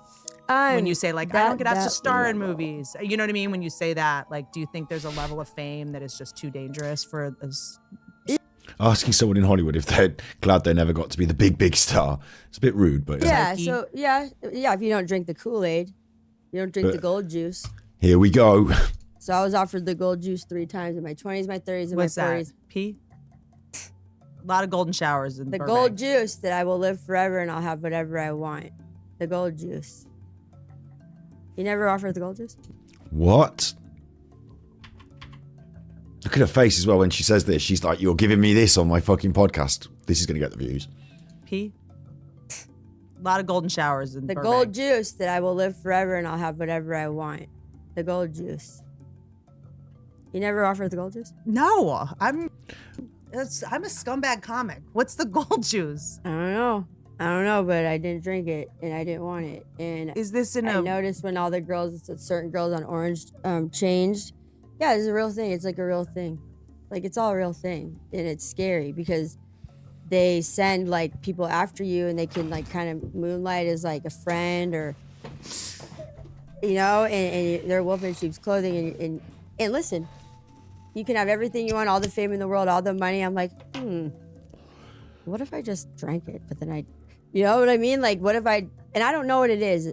If it's a metaphor for the gold juice, you feel what I'm saying? Mostly. Feel what I'm saying? And she's like, no, you're fucking nuts. You're telling me that there's a conspiracy in Hollywood that 3 times during your Hollywood career, star of Orange is the New Black and other stuff, and other members of your colleagues, other friends of yours and colleagues have been offered and drunk gold juice, and you don't know what it is, and it's not pee, obviously, and it's everything you'd ever want and live forever, and you decided not to drink it 3 times. And what? I'm just going to skip back as well. Something I'd like to draw your attention to, and maybe I'm the only one that spots this. Like, I don't know why. Actually, I don't know if I'm the only one that spots this. Let me just quickly check in. No one's really saying it in the comments. Right behind her is this. There's a can of gold drink here, and the gold drink's called Liquid Death, I think, and it's in a gold can. So there's like a gold drink behind her. So like, am I spotting something here that like, is that? Am I tripping? Look, she's got a can behind her called Liquid Death, and it's in a gold can. Look. And Little can behind her. Yeah, Liquid Death in a gold thing. Uh-oh. Is that the gold juice? What's the gold juice? Or is she making a metaphor? The gold juice. Juice. Is she trying to say something anti-Semitic? Or like, what does she mean? Or does she mean it literally? See, not to watch, told you. I don't know, but I didn't drink it. Golden showers and The gold juice that I will Kool-Aid. You don't drink the gold juice. So I was offered the gold juice 3 times in my 20s, my 30s, and What's my 40s. that? Pee? A lot of golden showers in The Burbank. gold juice that I will live forever and I'll have whatever I want. The gold juice. Told you it was not to watch. You never offered the gold juice? No, I'm a scumbag comic. What's the gold juice? I don't know, but I didn't drink it and I didn't want it. And Is this in I a noticed when all the girls, certain girls on Orange changed. Yeah, it's a real thing. It's like a real thing. Like, it's all a real thing. And it's scary because they send like people after you and they can like kind of moonlight as like a friend or, and they're wolf in sheep's clothing. And listen, you can have everything you want, all the fame in the world, all the money. I'm like, what if I just drank it? But then you know what I mean? Like, what if and I don't know what it is. If it's a metaphor for the gold juice, like, you feel what I'm saying? mostly? Her face, though. Like, if you're the podcast host and your guest has come on and said this, like, not only are you flirting with, as she said, not the biggest star in Hollywood, like someone who nearly made it, but like, you're flirting with that edge of Hollywood, but now you're getting this absolute dynamite on your podcast. She loves it. She's like, tell me more. And If there's a tincture that makes you younger, I better know where. You better let me in on this. If adrenochrome's real, I'll be first in apparently line. you can. Well, obviously. And if there's a tincture that makes you younger, I mean, surgery's helped. better know where. You better let me in on this. If adrenochrome's real, I'll be well, first in apparently line. you can put, some of the women put like some type of like baby's foreskin on their face. Or Sure. Why do you think I'm having a kid? something. You think I want to be a mother? Wow. You insane. Kevin Listen. Spacey already called dibs on this. He just wired me $2 million to my. Like, she's making these jokes, but she has got that Liquid Death behind her, and this girl does believe in this stuff. And you'll say it's all getting a bit. PayPal. That's all. Oh man. So there, I mean, Wow. I did. I don't believe in all that adrenochrome. So I'm like, there's just no way that. All right, she doesn't believe in it. No, because if it existed, I'd be there right now. I'd be at the pizza place. Oh. But it's interesting though, because when people have these like She doesn't like it. conspiracy theories online about like people in Hollywood. What's a conspiracy? Yeah, that we all just electrocute babies. It's like we just eat. If you have a baby, break it. It's also, by the way, I mean, So annoying. most women in like are infertile because of all the trash we put in our bodies. The last thing we're What? do is eat a baby if we have. Where are you going with your podcast now? You got this woman talking about an inside Hollywood offer of immortality, fame and glory for drinking the gold stuff. And your questions are not who offered it you, when were you offered it? Was it the same person that offered it you at different times? Was it different people that offered it you? Has it been offered to your friends? Who's drunk it? Like, you're not dealing with the actual, because she was serious about this drinking this stuff. Now you're going on a comedy routine about eating babies, which, I mean, it's a choice. One, and it's That's hard right. enough to get one, but also Just have it to eat it. when I we don't eat carbs. We're not gonna eat a human baby. We're all intermittent fast. Babies aren't keto. I'm vegan. But exactly. But to me, I'm always like, no, the truth is so much worse than these wild rumors that you guys are coming up with. I mean, child acting to Worse than eating babies. me is always Yeah, wild. yeah, Like, talk about that. Any child acting in general. Like, why is child labor illegal yet child acting is okay? Like, to me, and I got, I did take a video down on Instagram recently, and Which I'm one? so pissed because I was talking about Sound of Freedom, and obviously the movie's so important, the guy that made it. Now we're talking about you. Okay, I've had enough of that. Not at all. I wonder where you would have come in that rating, girls. Where do you think you would have come? Well, that's if you're honest. I admit it. I have depression and I have bad thoughts. You got to be honest with it. I could have lied. I could have lied my way to a higher score, right? What's the point? You're only cheating yourself, aren't you? You saw on the news, yeah, Bristol, yeah. I don't know. I don't watch telly.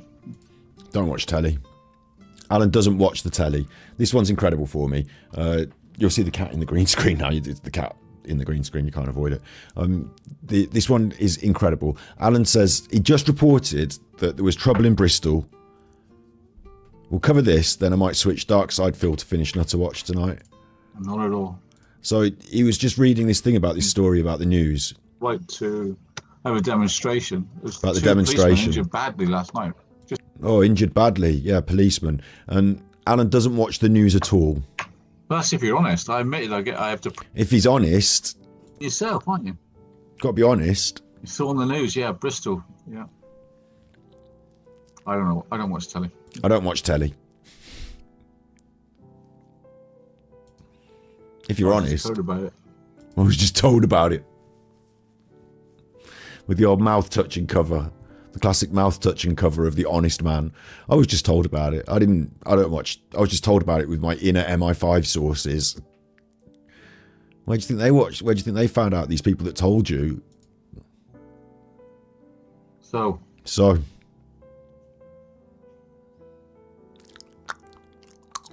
I'm safe, boyfriend. Safe, because you can't see me. This is the secret channel. Ginger C, it's working. You happy that you're not banned now?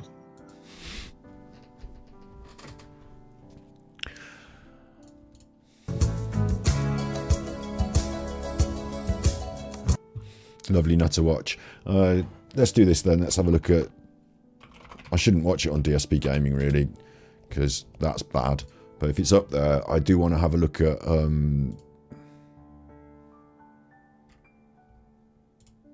his day off. Phil's day off. I do want to cover this.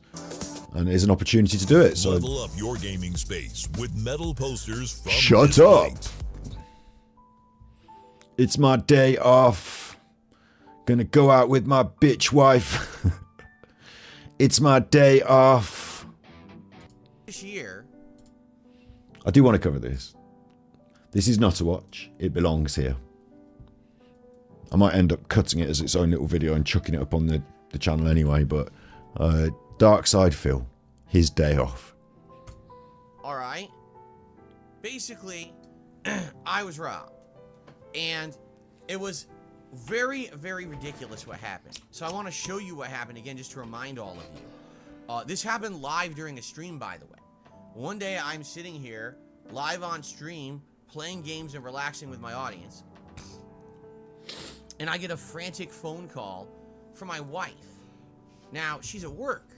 And she's... So your wife was robbed, not you, and it happened live on your stream, except it didn't happen live on your stream. It happened somewhere else, and you happened to be streaming live at the time. Supposed to be coming home. And the call is... Jessica S, can you let me know in mods, everyone you're covering in Nutter Watch? I can let you know now. It was Alan, PiS Millionaire. I can't remember what those two ladies were called. And Dark Side Phil. Yeah. So frantic, she's like, I can't believe this. But someone... I got out of work. I went out to the parking lot to go to the car to come home. Someone has stolen the entire tire assembly off of our car. And just to show you again, to remind you, for those of you who maybe forgot about this, yeah. Yeah, there's the entire stolen tire assembly off the car, right? Now, I'm going to contest this. The cat's in the way of the green screen. The cat. Come on, cat. I know you like it, but if you need, look, I need to use the green screen. The car is missing a wheel and it's up on a little jack. And Phil told us a while ago that that was stolen while his wife was at work. Now, there's some things that annoy me about this. Number one, the car parking space, the image that we're looking at here, the car parking space, the line is here for the space. There's a line there where you would normally park in a space. Like, it looks like a parking bay, but it doesn't look like the car is parked well in the parking bay, does it? The line's on the bay there, and the car within it isn't all like, there's something wrong here. The car looks like it's not properly parked in the parking bay to me. There's another photograph, which I'm not going to get up now, but it shows the rear of the car, and it was photographed by a detractor recently and leaked, so to speak. And it shows the rear of the car, and the rear of the car's got a big dent in it. So solid Phil detractors will know what I'm talking about.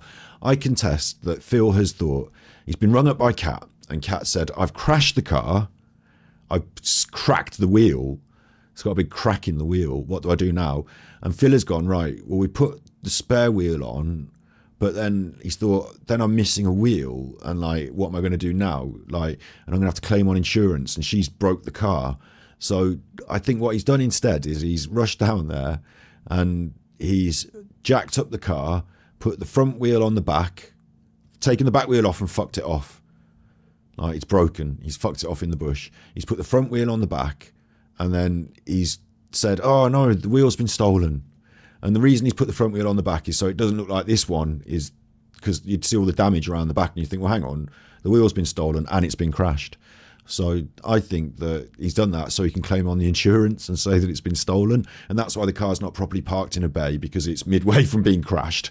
And that's why he's done that. I mean, I find it really strange to think that someone's parked their car not quite in the parking bay properly, and someone's come along and jacked it up and stolen their wheel specifically, as well, out of all the wheels they could steal.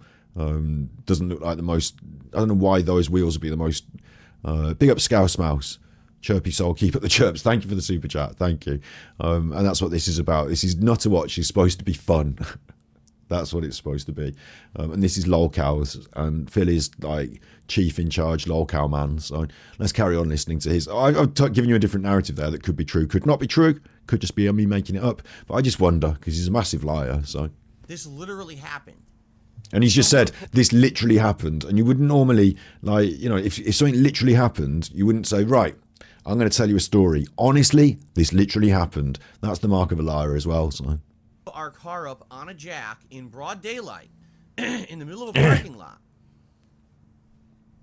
and they stole the tire right off of our car, assembly and all. As you can see, it wasn't just the tire, it was the whole assembly.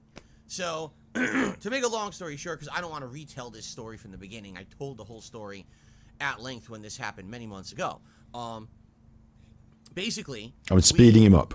Put the donut on the car, drove it home, had to go to a tire place, had to order an entire tire assembly. It wasn't just the tire that needed to be replaced. They stole the whole assembly. I need the entire thing. The rim and everything has to be, you know, back on there. And it cost me a ton of money. All right? Now, we immediately reported this. And also, Phil's microphone is quite quiet. It's quite a distance away from him. Just like Alan, he's got problems with microphone use and placement. So, unfortunately, he is a little bit quiet. I apologise. We will have background music, though, and we will listen to Phil's day off troubles, and I'll critique him. To the authorities. And the mall itself, where this happened, has cameras everywhere. All right? There was literally, I'm not kidding you, a camera probably 20 feet away from where this happened in the lot. It's right there. They have these cameras set up in the lot to film crime in the lot.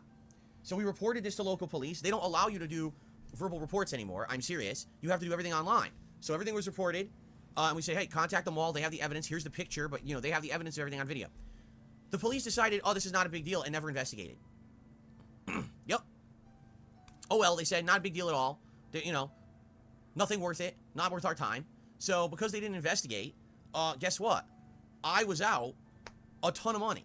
All right. He was out a ton of money, so you can't claim on the insurance. And this set me back. And this is the problem is every time I swear I'm getting ahead, I get set back by some bullshit. This year's has been a lot. Most of it's been behind the scenes stuff you guys don't know about. But this is one of the things that was public because it happened literally during the stream. Okay.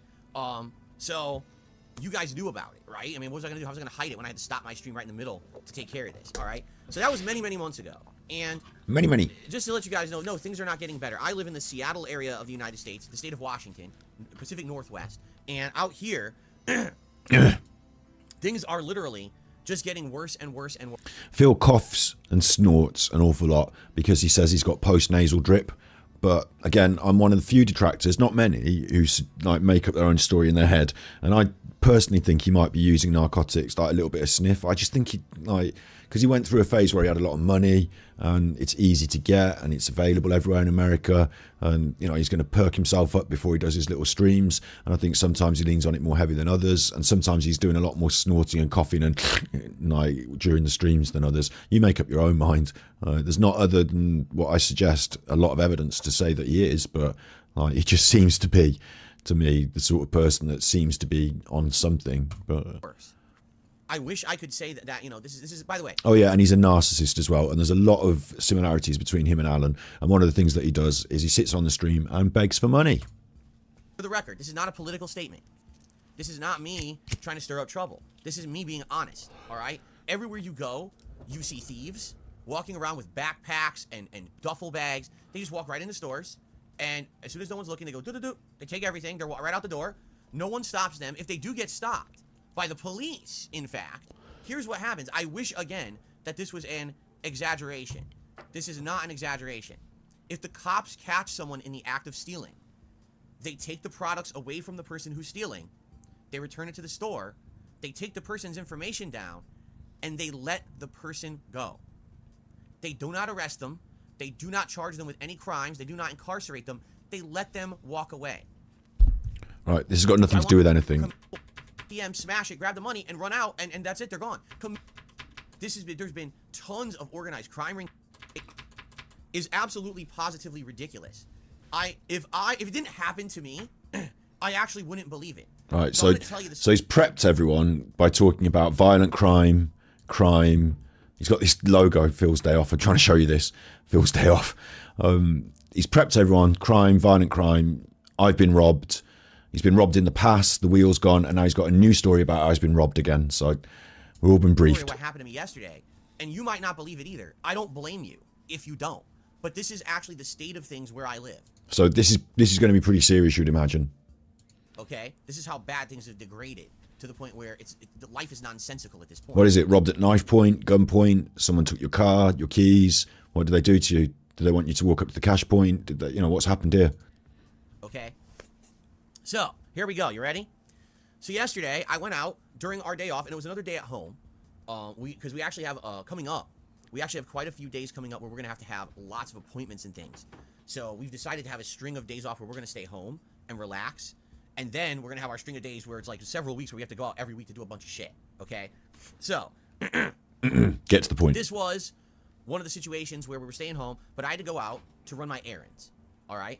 Now, what errands do I run? Typically, grocery shopping, pet supply shopping, odds and ends. Sometimes I go to the garbage dump. You know, sometimes we've ordered something from a store and I go and I pick it up or something like that. It all depends. All right? It all depends on that stuff. And you can see at the top there the members goal, the tips goal, and the tips counter that Phil has on his stream at all times. Basically, you know, it was not any day out of the ordinary. In fact, I was saying to my wife, wow, this will probably be a quicker day. I don't have too much to do today. So this should probably be a day where I'm in and out, you know, within maybe a couple hours. I have everything done. And then I can come home and we can relax together. Have a nice relaxing day together because we didn't have too much to do at home either. It wasn't like a day where we have a million things we have to do. We can sit back and relax and watch some stuff together, order some food, maybe have a drink tonight. You know, we're have a nice relaxing day together with the family. It's nice. Have a sip. So I went out and I did all my errands. And the last thing I got to do is grocery shopping. Okay? So, you know, first of all, one thing about grocery shopping these days, and this is like everywhere I go, all the carts are always fucked up. I don't know why, but almost every cart that you get at any grocery store. Hang on, are we doing a comedy bit here? You're doing quite a serious bit about being robbed, remember? So the comedy bit about the shopping trolley's got a funny wheel, the observational comedy can wait. It's completely fucked up. None of them go straight. They all like get fucked up. So it's just a chore. Grocery shopping to begin with, especially when you're loading up this week. It's a chore. Literally is a chore. Yeah, grocery shopping, literally a chore. Stuff because Thanksgiving, American Thanksgiving, is next week, next Thursday. Ooh. So there's a lot extra things that usually your parents just send you in the mail, but you yourself feel the need to go and buy, such as cranberry sauce, my guess. But I know what he's going to say, so that I need to get for Thanksgiving and stuff like that, right? So I knew it was going to be a heavier shopping trip, more stuff than usual or whatever. By the way, for full disclosure here, I do use reusable shopping bags. I used to not. And then, full disclosure, how are you getting all this extra money to do this extra shopping? Because you've been complaining a lot recently about slow weeks and needing more tips. Basically, right before the pandemic hit, I bought a Pick that eye. of these reusable shopping bags. And what I found is, man, it's easier. When you got your groceries and you're carting them in and out of your house, having the reusable bags just makes it easier. A lot of people... DSP explaining reusable shopping bags to people in 2023. We'll say, oh, it saves the environment. You can believe that if you want. I really don't give two shits because I really don't feel like my impact on the environment using shopping bags is that big. But I'll tell you this, it is way easier carrying your groceries around with reusable shopping bags than it is with... This annoys the piss out of me. No, your individual impact using shopping bags is not that big. But if everybody uses them, the impact is massive. So you count as one of those people, everybody, that has to make the change. But individually, no. It doesn't make much of an impact. But you're not understanding the concept, are you? Life doesn't revolve around you as an individual. Shitty plastic ones, okay? So, I have a bunch of them, and I have different kinds. I have, like, the ones that are, they're more like a plastic, almost laminate feeling to them, and they're kind of durable. You put your regular groceries Nobody there. needs this explaining. Then I have a couple that are, like, the heavy insulated, and they have, like box sides almost, and I have like 2 of those, and those are really, really good for your like cold stuff. You put them in, you could zip it up, and it keeps your stuff nice. It's got a zip. Nothing, melts in your trunk or anything like that. And I just bought those earlier this year, I believe, off of Amazon. So some of these are on the older side. Some of these are many years old. These reusable bags, I've been using them again since like pandemic era, and then others are more newer bags. So just for clarity purposes, I want you to have the entire perspective of what happened. Okay, got my shopping cart. I got my reusable bags in front of me in the shopping cart. Got it, yeah. There's actually a drink caddy in the cart, and my phone fits perfectly in there. So what I do is Wait. There's a drink caddy. I don't know about America. There's a drink caddy in the shopping cart. Do you mean to put drinks in so that if you're buying them, you can put them in there? Or do you mean while you're shopping, you take a drink with you and like sip on that while you go around? This is bizarre to me. And your phone sits perfectly in that. So unlike most human beings who would probably just keep their phone in their pocket while they're shopping, you've decided to take it out and mount it on the shopping cart, maybe for GPS. I mean, what? Oh, you've got your list on it. He's got his list. So you got your phone mounted on the shopping cart. Yeah, go on. Because we're talking about this theft, this robbery that's going to happen to DSP. So maybe his phone's going to get snaffled. List app in my phone, and I List use app. that to track what I need for shopping. List app. What do you mean, list app? Do you mean a notepad with your list on it? Or do you mean a separate app entirely for your shopping list? These modern apps, you could have them, couldn't you, in your kitchen? Any of us can pop something on the list app, me or the wife, and then I just go to the shop and buy all the stuff. Or I could even just order it on the internet and not have to go through all this fuckery, but... my phone right into the drink caddy, and I check off on my list as I'm grabbing stuff from the drink caddy. And that's how I shop. Pretty convenient. Okay? Convenient. From the drink caddy and the list app. Okay. So, I'm my normal day. I start usually into produce, get the produce out of the way, and then I move into the store. You go from the. That's like everyone, because you are funneled into the fresh goods at the start, like everybody else in the supermarket, and then you have to go around the aisles. So like everybody, you've got a system. Unless there's something specific you want on a list, you usually go around the system. Like this man is agony, isn't he? Explaining to me how you move around the supermarket. Get to the point where you get robbed. Goods into the other stuff and the cleaning supplies, meats, and then you finally get to like the dairy and the bread and everything. So normal day, nothing crazy. I think we got pumpkin pie because we want a pumpkin pie for Thanksgiving, so that's an extra thing. some rolls. We're freezing so that we can actually have some rolls on Thanksgiving. I don't Stuff like that. Cranberry sauce. Bought a couple cans of cranberry sauce in addition to our cranberry sauce. So you've got that, yeah? You've got cranberry sauce. That's in the trolley. That's safe. That's in the bank. That's yours. You take that home. Cranberry sauce. Got it. Okay. usual meals for the week. By the way, this is a shorter streaming week, which we're going to talk about later in the show. It's only a 5-day streaming week because I need my day off to be Wednesday next week to do my shopping before Thanksgiving because I don't want to be out shopping. Okay, but the week is still the week. It doesn't matter when you stream. The week is the week. On Thanksgiving Day. So we'll talk about the schedule in a few minutes here. Please don't. But anyway, so as I'm shopping, it doesn't seem like it's anything of a little bit of an abnormal day, or maybe there's a few more people in the store because it's the week before American Thanksgiving. But it doesn't seem like there's anything weird or anything. So basically, I'm shopping. It takes me about a half an hour, I would say, to grocery shop. So I'm finally at the end of the shopping trip. My cart is almost, packed to the top, and I've got a few things left. I've got bread, a few dairy things I need to get. Yep, like you said, that comes at the end of the thing. Totally packed to the brim at this point, your cart.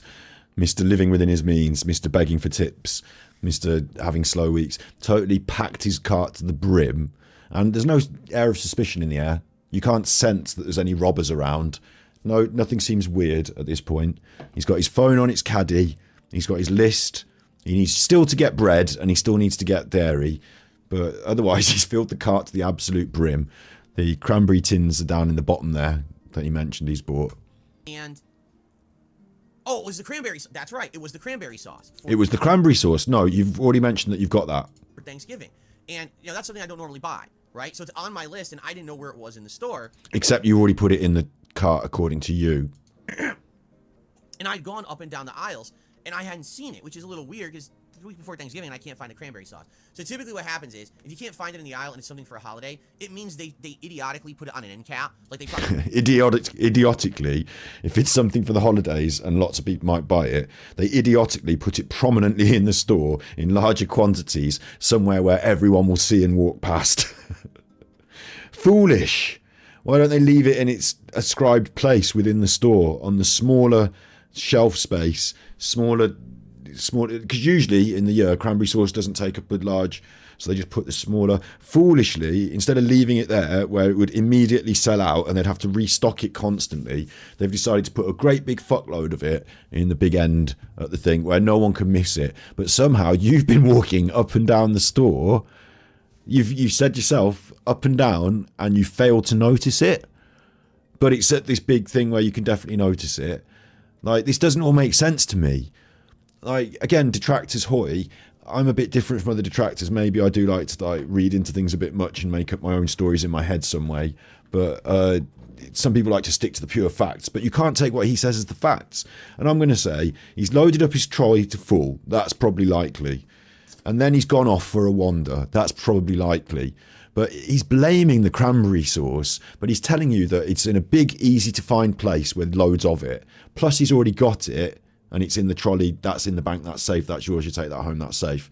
So I'm thinking, is there some other reason he's gone off on a wander, or his brain's gone out? Was he playing Champions? Has he found an arcade machine? Like, what's going on that he is now wandering about the supermarket looking for cranberry sauce in the story, unable to find it, despite it being basically littered about the store on every corner, big signs, get your cranberry here, 2 for 1, double up cranberry, it's Thanksgiving, don't forget the cranberry. Like, how is he not? We have like a highlighted area of the store where it's like on the front of one of the aisles. But the dumbest thing about that is, if you're shopping, where are you looking for the item? Where it should be in the aisle. Oh, well, we don't have it there now. We have it only on the end cap because it's a holiday. Then how are you supposed to fucking find it? Because it's on the end cap, because it's the holiday, you can see it, it's really blatant. And if you can't, you can just ask anyone in the store, not just the people that work there, but other people that are shopping. Oh, is that cranberry in your basket? Where did you get that from? I'm looking for that. Put it in the aisle it's supposed to be in, right? And they do this all the time. I don't know why, but they think that they're smart or something. I've explained it. So anyway, I am in this area where they have like refrigerated soups, dips. This area where they have refrigerated soups and dips. This area. I've wandered off the normal track, and I'm in this new area, and I found refrigerated soups and dips, exploring on the fringes of the supermarket complex. What are you talking about? Hummus, stuff like that. Hummus. And basically the only thing left, like I said, if I went a little bit to my right, there was the aisle with some dairy like cheese, and then there was bread. So that's all I had to do to finish shopping. But it hit me, I was like, oh man, I gotta get this cranberry sauce because I'm gonna grab it now. I'm gonna forget about it, right? Let me just go grab it. It's Okay, it does seem like you forgot about it because earlier you said you'd already got it and put it in the trolley, but yeah. be on an end cap, right? So I'm not stupid. well. Right? Let me just go grab it. It's got to be on an end cap, right? So I'm not stupid. All right. I grab my phone to make sure I don't leave it in the cart because, man, I'd be a fucking moron if I left my expensive phone in the cart, right? So I grab my phone, I put it in my pocket, and I said, all right, so I'm going to be walking away to grab cranberry sauce, come right back, then push the cart to the end aisles and finish my shopping trip. Now, you might say, well, why did he not take the cart with him? Because, like I said, the carts in these fucking grocery stores are junk. They barely work. I don't care why you or would you take the cart. When I go shopping, I walk away from my trolley all the time. That's fine. Cart's full. So why am I going to push my cart across the entire store to look for cranberry sauce just to push it back to where I was to shopping? I'll just leave it here for a minute, right? Mm-hmm. Now, why on earth would anyone think that something would happen? Well, if you completely abandon the trolley and just go off on a wander and never come back for ages, then they might just think it's abandoned, mightn't they? You could have said to somebody that worked there, do you want to just watch I've nearly finished, I just need to grab cranberry sauce. Where is it? Because I'm finished now. Like, what I would have done in that situation is got the bread, got the dairy, gone in the queue and said, hey, I'm in the queue here. Where's the cranberry sauce? I forgot it. Can you watch my trolley while I'm in the queue? And I'm just going to run off and get the cranberry sauce. And then I'd come back and then that would be sorted. But you wouldn't expect there to be any big trouble. When are you going to get robbed? Right? So I literally walk away from the cart to find this cranberry sauce. I timed it, actually. It was 2 minutes. You timed it? How did you timed it and why? This doesn't add up either. In what world do you say, well, I'm going to leave my cart here for a minute and I'm going to go and get some cranberry sauce. In order for me to properly retell this story in the future, I might consider timing myself. On your marks, get set, go. Let's go and find the cranberry sauce. 2 minutes, I found the cranberry sauce on an end cap. There it is. I grabbed it. All right, we got the cranberry sauce, right? I turn around, I come back. I was not gone for longer than 120 seconds. I come back, and there's no cart. And I'm looking, and I'm like, oh, someone must have moved it. Maybe I was blocking something that someone wanted, right? So I start looking around. I'm like, okay. And then I think to myself, you know what? It's probably over one aisle over. I'm probably misremembering where I left this cart. I thought I left it right next to the hummus, but maybe I left it in the next aisle over. I look over there. There's nothing there, right? And I'm looking all around, and I'm like, huh? Having to just deal with his chat there, lean in ban. What is going on? So now I'm starting to think, all right, maybe an employee grabbed the cart thinking it was an abandoned cart from a customer that had just... Quite legitimately, that could happen. So I suppose your first question is to find an employee and say, hey, does anyone move the carts around here? Because I've left my full shopping cart here and it's gone. Bear in mind, this is not paid shopping. I haven't paid for this. This is just, I've gone around, put things in the shopping cart, and then I've left it by the hummus and I've gone off. Is it still... Does anyone know where the cart is? Because I'd like to pay for all that shopping. Decided to leave, right? But I'm thinking, no, an employee wouldn't think that. I got my reusable shopping bags in the front of the cart. And by the way, again, I got to reiterate, these are not brand new reusable shopping bags. These are not valuable. You know, you can buy these online for a few bucks. This is not like, oh my God, there's $200 of fucking bags in this cart or anything like that. It's nonsense. It's nothing of any real value, right? So why would the employee assume that the cart was taken and someone's coming back if there's nothing of any real value in it? So I really start just looking around and I'm like, so now in my head I'm thinking, could someone have been like, I mean, maybe it's an elderly person and they're just confused. That's and you. They grabbed my cart because they're just, you know, who knows? That's you, Phil. You're the elder. You're wandering around the supermarket now looking for a shopping cart that has probably been removed by the staff because it's been abandoned outside the hummus. And whoever was seen last shopping with it has not come back for ages. I can test as well. I was looking for the cranberry juice. It's right on the end cap. You can't miss it. It's been put there so no one can miss it. I've walked around the whole supermarket. I've already said that I put cranberry 2 tins in the supermarket trolley earlier on. And now I need to find the cranberry sauce. It's only taken me 2 minutes. I timed it and the trolley's gone like that. Like, I wonder if you weren't doing something else in that time and you thought to yourself, I filled the trolley to the brim. That's all ready to be paid for. I'm now going to do X, Y, Z. and then I'm going to come back and pay for that. And if I'm still here in the supermarket, I'm officially still doing the chores. You know, I don't know what else he did. He said he took the phone. Is it WWE Champions? Did you go in the toilet to do WWE Champions for a bit? Have you underestimated the time? Literally 2 minutes. Did someone see you leave through the checkouts and go somewhere? Or you definitely went to get cranberry sauce? You were definitely still in the shop getting cranberry sauce. Okay. We just have to, agree to wonder about that, because I fucking do. But that's what it could be. So I said, I'm going to walk corner to corner in this store. By the way, so I have cranberry sauce in my hand, because that's all I have. Because I went to grab it, I was going back to the cart. That's all I got is cranberry sauce, right? So I'm like, and your phone, but that's in your pocket. I'm going to go end to end in this store, looking up every aisle. So now Phil saying that some confused old person may have taken his trolley, is going end to end in the supermarket, carrying 2 things of cranberry sauce, looking like someone who's lost his wife. He's not stupid, bear in mind. All right, let's do it. So I start walking, and I look down every aisle, and I realize as I get to the end of the store, it's not in the store. It's like someone, when I went to grab cranberry sauce, grabbed my cart and walked out the door with it. Now, I want you to think about how weird this is. Yeah, that is a bit weird. I don't think someone did grab your cart and walked out the door with it.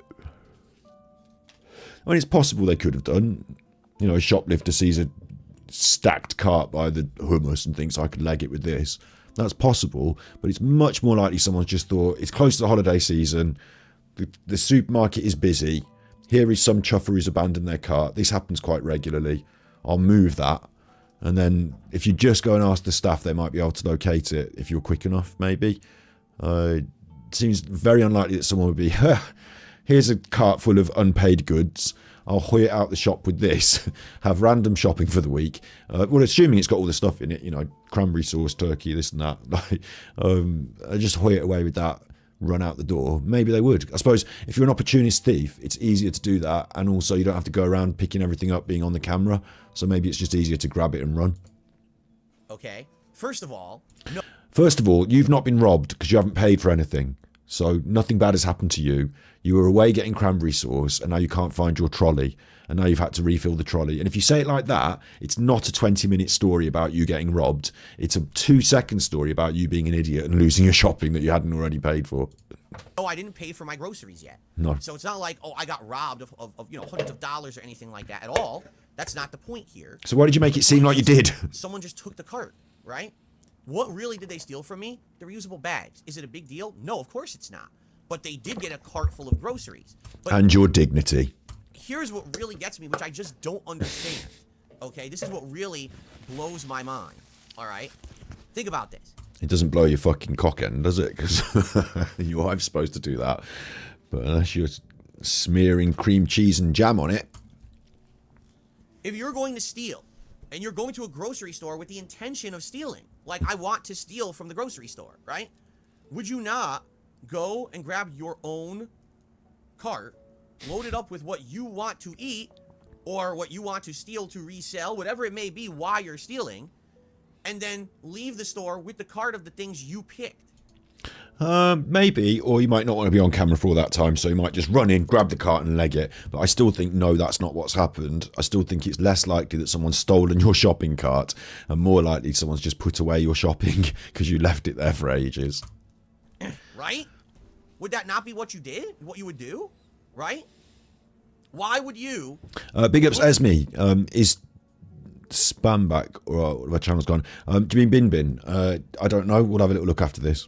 For a cart of someone else's shopped groceries and take that cart, right? Does it make any logical sense in your brain at all? No. That you would steal someone else's cart of groceries? No, it doesn't. That you didn't pick? No. Because again, I have to reiterate to this to you guys, okay? In the state of Washington, right now, you can get away with theft. No one's stopping anyone. You can literally walk into a store with a bag or whatever, load it up, walk the fuck out, and even if there's a cop who catches you, they take the stuff back and you walk. They don't arrest you. All right? So if that was the case, why wouldn't you just go to the grocery store, pick what you want with the intention of stealing, and steal it? Because it's still a crime, isn't it? You don't completely get away with it, do you? It still goes on your record. Take what you want. Why would you take... my brain was like addled. Like in a video game, someone cast a spell and you got the Tweety birds going around your head or the stars. I was like, I can't understand it. I just don't it's like the mind flayer was whipping me with their tentacles or whatever. I was like, You were carrying 2 cans of cranberry around a supermarket with little Tweety birds going around your head, mind-addled, conjuring a conspiracy about people stealing your shopping. Seems like something's going wrong in the world of Phil, doesn't it? On my day off, I went to the supermarket, I filled a trolley full of goods, and then I placed it carefully at the hummus, whereupon I needed to alight to find 2 cans of cranberry. Took me less than 2 minutes, 120 seconds. I timed myself to make sure that this story would hold up in court. And upon my return, trolley was gone. The next 10 minutes of my life went by in a blur as I roamed the aisles, Tweety birds round my head, mind flayer whipping up my brain, carrying 2 cans of cranberry juice, searching for thieves behind the tinned goods. what the fuck is going on? I just couldn't understand it. Like, why would anyone do this, right? No one has done that. So, what was I going to do? I got to reshop the store. Oh my God. You've just got to go around and pick up. Since you've just done it, you should know exactly what it is you just picked up and it should take less time. But you've got to go around and pick up all the same stuff again. That's your first thought. Your first thought isn't, what have I got to do, is stop wandering around the supermarket looking for somebody pushing my trolley, and instead go immediately to the people who work there and say, do you recover the trolleys if people abandon them with food in up to the brim? If so, where do you put those trolleys? Because I imagine one of them is mine. And that's the one, full up to the brim with everything except cranberry. Can I have that back now? I'll just pay for it. So the first thing I did is I texted, my wife, and I said, I'm sorry, I'm going to be back home late. If you're wondering what's taking me so long, I literally have to do a second shopping trip because I already did it once, but I didn't check out yet, but some fucker stole this. So now you're going to call your wife and say, hey, honey, I'm going to be back late from the supermarket, but I've got a really valid excuse. Get this, I did all the shopping, and then I put the trolley, and I went away and I wasn't playing WWE Champions. I was not playing WWE Champions for 20 minutes in the toilets. And when I came back, the trolley was gone and I had to do all the shopping again. So don't worry, nothing got stolen, even though I've told everyone that I've been robbed. I'll be home late. Like, do you think that your wife might just think, I don't care anymore, Phil. You take as long as you want doing whatever the fuck you're doing. I don't need excuses. I just wanted the fucking dinner to be ready. And it's not going to be ready because you're not back from the supermarket with the fucking dinner. So shut the fuck up. I'm ordering DoorDash. Like, this is an excuse you've given to your wife that you're now spinning into a narrative on your stream as to why you were late back from doing the simple thing of some shopping. And what you could have done is you've got an app on your phone, your list app, which I presume would connect with one of the major supermarket brands who will deliver the shopping to your door for the extra value cost of some little bit of extra monies that you just fucking don't care about anyway, because you spend hundreds of dollars on WWE champions. Like, his moustache today looks white down the line there, like he's got coke nose, but people won't have it. They still think he's not on the cocaine, but I don't know, man. This sounds like the drug-addled narcissist rantings of a nutter to me. Welcome to Nutter Watch. Right? So, just to confirm, I did grab an employee and I said, here's what's just happened. What do you think? And they said, nah, someone stole it. They're like, if it was someone who was putting your stuff back, it wouldn't make sense because you have all your bags in the car. Because the moment that someone saw reusable bags, they would have known it was a customer legit who was going to come back. If you didn't have the reusable bags and you had left it there for several minutes, then there was a chance an employee might have taken the cart and put all the groceries back. Ridiculous. If I work in the supermarket and someone's got 2 or 3 reusable, even if one's got a zip, if that trolley's there for more than 2 minutes, I'm fucking moving that bitch. Like, it's my job, my only job. If I'm working in that suit, not my only job, I probably have other things to do actually, don't I? I was gonna say, but it's my job to make sure these, like, and I'd see it all the time, and there's it gets on my nerves. I'm just moving that. Like, reusable bags, yeah. Oh, that definitely means they're coming back. Leave them piling up. Leave the trolleys piling up by the hummus because I've seen a reusable bag buried beneath all the stuff. Yeah, absolutely. No. don't get het up on the reusable bags. Get that chuffer you're talking to go out the back, wherever they put the trolleys that are full of the stuff, because they don't just fucking say, right, I'm going to go around unpacking this one. They just wheel it in the back somewhere, don't they? Get that chuffer to go in the back and check for you. Go with them. If it was me, I'd be like, where'd you put them in the back? Tell me where it is. And they'd say, no, I can't. And I say, right, we'll go there together. You know and me. We're going there. I know you're busy. I want to pay for my shopping. Come with me now. Show me where it is. Go in the back. Is it there? Let's just determine that first. And the guy said to him, nah, well, it's probably been started. Because the guy doesn't want to go and fucking go in the back. Unless I'd say to him, look, come with me in the back. I'll give you a cigarette and you can smoke that on your break. And you can have your break now in the back because we're going in the back to look for this trolley. How about that as a deal? But this guy's like, I don't want to do that. I want to stay doing my job. So instead of you and your trolley problems, I'm just going to tell you whatever bollocks you want to hear so I don't have to go around looking in the back for your trolley. Why don't you just go and shop it again, you lazy arsehole? I just seen you playing that fucking video game in the toilets for an hour and a half. But there's no way that someone did that if you have your reusable bags in the cart. So no way. Definitely someone stole it, okay? Definitely stolen. I grabbed a cart. Could you imagine this? Like, you work in the supermarket and the dude comes up to you and he's like, someone stole my trolley. I think you want to check the security cameras. And you're like, did you pay for the shopping? And no. You just filled it up and it's in the soup. Yeah, someone probably stole it, mate. Yeah, go and do it again. Let me get back to fucking polishing the mangoes or stocking the cranberry sauce on this great big fucking... Let me get back to stocking the cranberry sauce on this giant fucking thing that like you keep walking past without noticing. I had to reshop the whole store. And of course, you know, I ask as I'm checking out, I tell the story again. And so of course, as I'm checking out, I tell the story again. And they say, oh, that's interesting. We've just had someone come through here just 10 minutes ago, pay for all the exact same shopping as you. Isn't that coincidence? And Phil's like, yeah, it is a coincidence, isn't it? Probably because it's getting near Thanksgiving. Anyway, so someone stole my shopping. Imagine you work at the checkouts and this guy's telling you that story. Just be like, you couldn't check the stuff out fast enough, could you? You couldn't make those the beep beep beep beep beep beep beep beep beep beep like throwing those goods through. Pack that, you bastard. I'm off. I've had enough of this. If I have to listen to another customer like this. Basically, I say, so what do you think happened? And the checkout guy was like, well, I think I got a theory. He's, of course, there's no way to tell. He said, but you got to understand that a lot of these people around here now, they're just stealing to steal. It's not even a matter of they're stealing for necessity or they're stealing because... The checkout guy completely confirms it. It's not that Phil preloaded this checkout people. Like, you think the checkout guy is going to come out with all this? Like, they can give a fuck. I think what's more likely is Phil's given the checkout guy his theory. People are doing a lot of stealing, aren't they? And they've stole my shopping. And the checkout guy's gone, yeah. And that's that. They want to make money. They're literally in just a pattern of they steal to steal now because they get away with it. He's like, so I guarantee you what probably happened was... I guarantee you what probably happened. Someone who was already in the store with the intention to steal. Maybe they even had a backpack full of stuff already. And they were about to leave, and they just happened to see that your cart was just sitting there. So did anyone in the store in the last 10 minutes see someone with a backpack run out with a trolley full of shopping? Because if so, that's the guy. But if not, it's less likely that happened. Because you were the checkout guy. You were here. Has anyone come through with a great big thing of shopping and just run out in the last 10 minutes, we're saying? Not this is a theory that might have possibly... You know, I heard my friend saying that recently. It's been going on a lot in the supermarkets around the way. Did it just happen or not?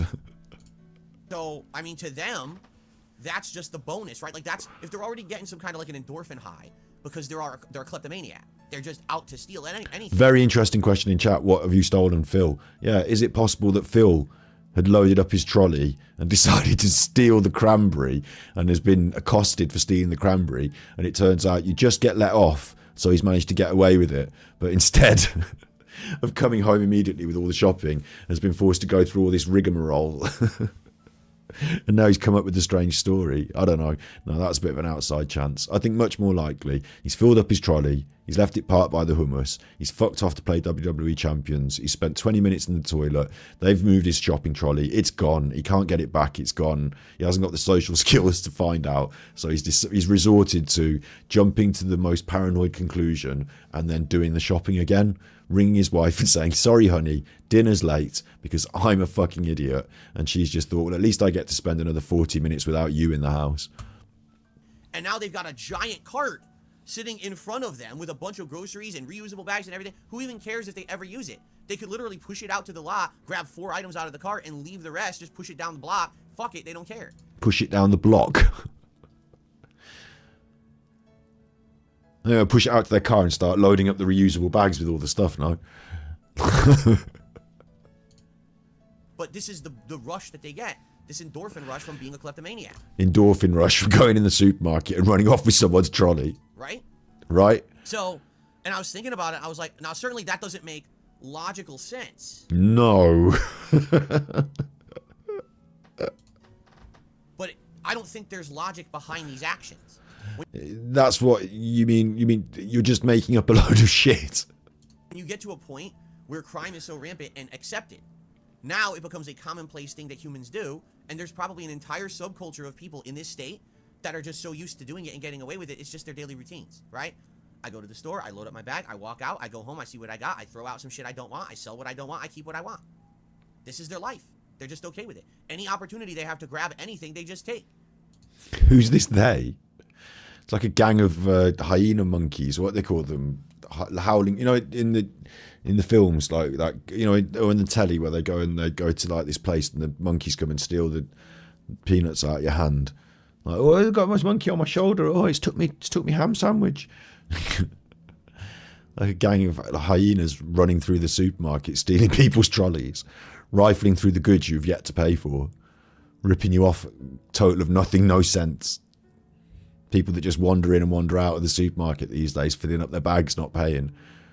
Is it okay? Here's another. Yeah, Jessica S. There's a really good, interesting one. Is it possible Phil filled up his trolley, was absent-minded, as he said, wandering about with this thing, and in some way they thought he was stealing the goods and had like wandered out into the wrong part, like pushed his trolley through the checkout, thinking about something else, and he got done.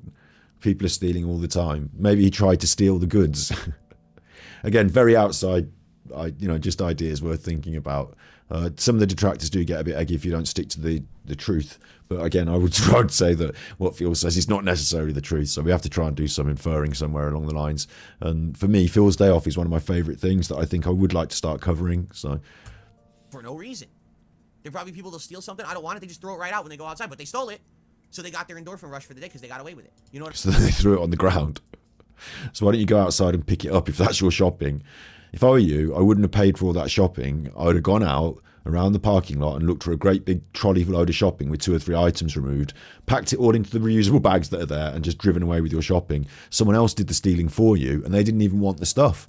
So you should do a deal with them where you give them $10 to steal your trolley for you. In fact, they're the people you want to know. They're prepared to run out the doors with it. They don't want the stuff. So I'll be like, listen, you get the endorphin rush of steal. I'll do the shopping. I'll load up the trolley, right? I'll go out to the car and wait by the car. You run out with it. You get the rush of doing the stealing. I'll take the stuff because you don't even want the stuff. I'll give you $20 to go, play on the arcades with. And you go and have fun. So then you should do a deal with them. I'm saying. So again, just to reiterate, because people, of course, in the chat are being stupid. No worker would have taken my cart with a bunch of reusable bags in it. It would have been one thing if there were no reusable bags and it was just groceries and it looked like he was sitting there and someone had abandoned it. That's not the case. I was gone for... That's not the case. This sounds like an episode of Seinfeld. But the reusable bag, Jerry. It's social code. It means trolley no takey. Reusable bag, Jerry. Oh, I don't know, George, about the reusable bag. Reusable bag, what does Kramer think? Oh, N-word. No, yeah, but the reusable bag, okay, that's it. Reusable bag, it's like a towel on a sunbed. That's mine. Reusable bag, hands off. I get it, but a few scruffy bags packed under a load of shopping, maybe not. 2 minutes, and there was reusable bags in the cart. No employee took this cart. Okay, guaranteed. Likely it was just a thief who was just being stupid. Now, thank God I'm not dumb, because imagine if I were dumb and I left shit in the cart. What if I? Imagine if I were dumb. Thank God I'm not dumb. Because imagine if I were dumb and I left shit in the cart. What if I left my phone there? I mean, that would be really stupid to walk away from a smartphone sitting in a shopping cart, right? You'd have to be a really big moron. What if my wife's purse was in the car? What if she'd been with me? And Your wife's purse was in the car. What if she'd been with me? I love that one. What if my wife's purse was in the car? Because I take that with me when I'm shopping because I need my wife's purse for the shopping. I don't just like it to carry it around as a thing. I just happen to need it for the shopping, so I have to take that with me when I do the shopping. What if my wife was with me as well, actually, as well as the purse? shopping cart, right? You'd have to be a really big moron. What if, my wife's purse was in the car? What if she'd been with me and we were shopping together and we walked away for a second, right? What if my infant son, not that I have an infant son, what if my infant son was in the cart? I mean, let's be honest, there's no logic to it. Maybe that's the ultimate endorphin rush, to steal the cart with someone's infant son sitting in the fucking front. Okay, so now we're taking it to a bit of an extreme, as you don't have an infant son. But what if you had left your infant son in a shopping cart and someone had stolen it? Would we be outraged at the level of crime in society, or would we be shocked at how you are definitely not dumb? Just walk out the door with their kid and leave them in the parking lot and walk away, right? Like, I know that sounds And leave it in the parking lot. insane, but It seems like all these thieves are leaving everything in the parking lot. Again, I would recommend you should go around the parking lot and maybe scrape up some of the shopped goods that you yourself packed into the trolley. Like, there's loads of free stuff in the parking lot. Why does anyone even do their shopping? Like, there are people running out the doors, abandoning trolleys left, right, and centre. I just pick it out of the free goods in the parking lot. like that's what's going on. You know what I mean? Like, it's just these people are fucking wild. They're nuts. They're out of their fucking minds. They're stealing babies, apparently. So I just don't. I don't know. It doesn't make any sense.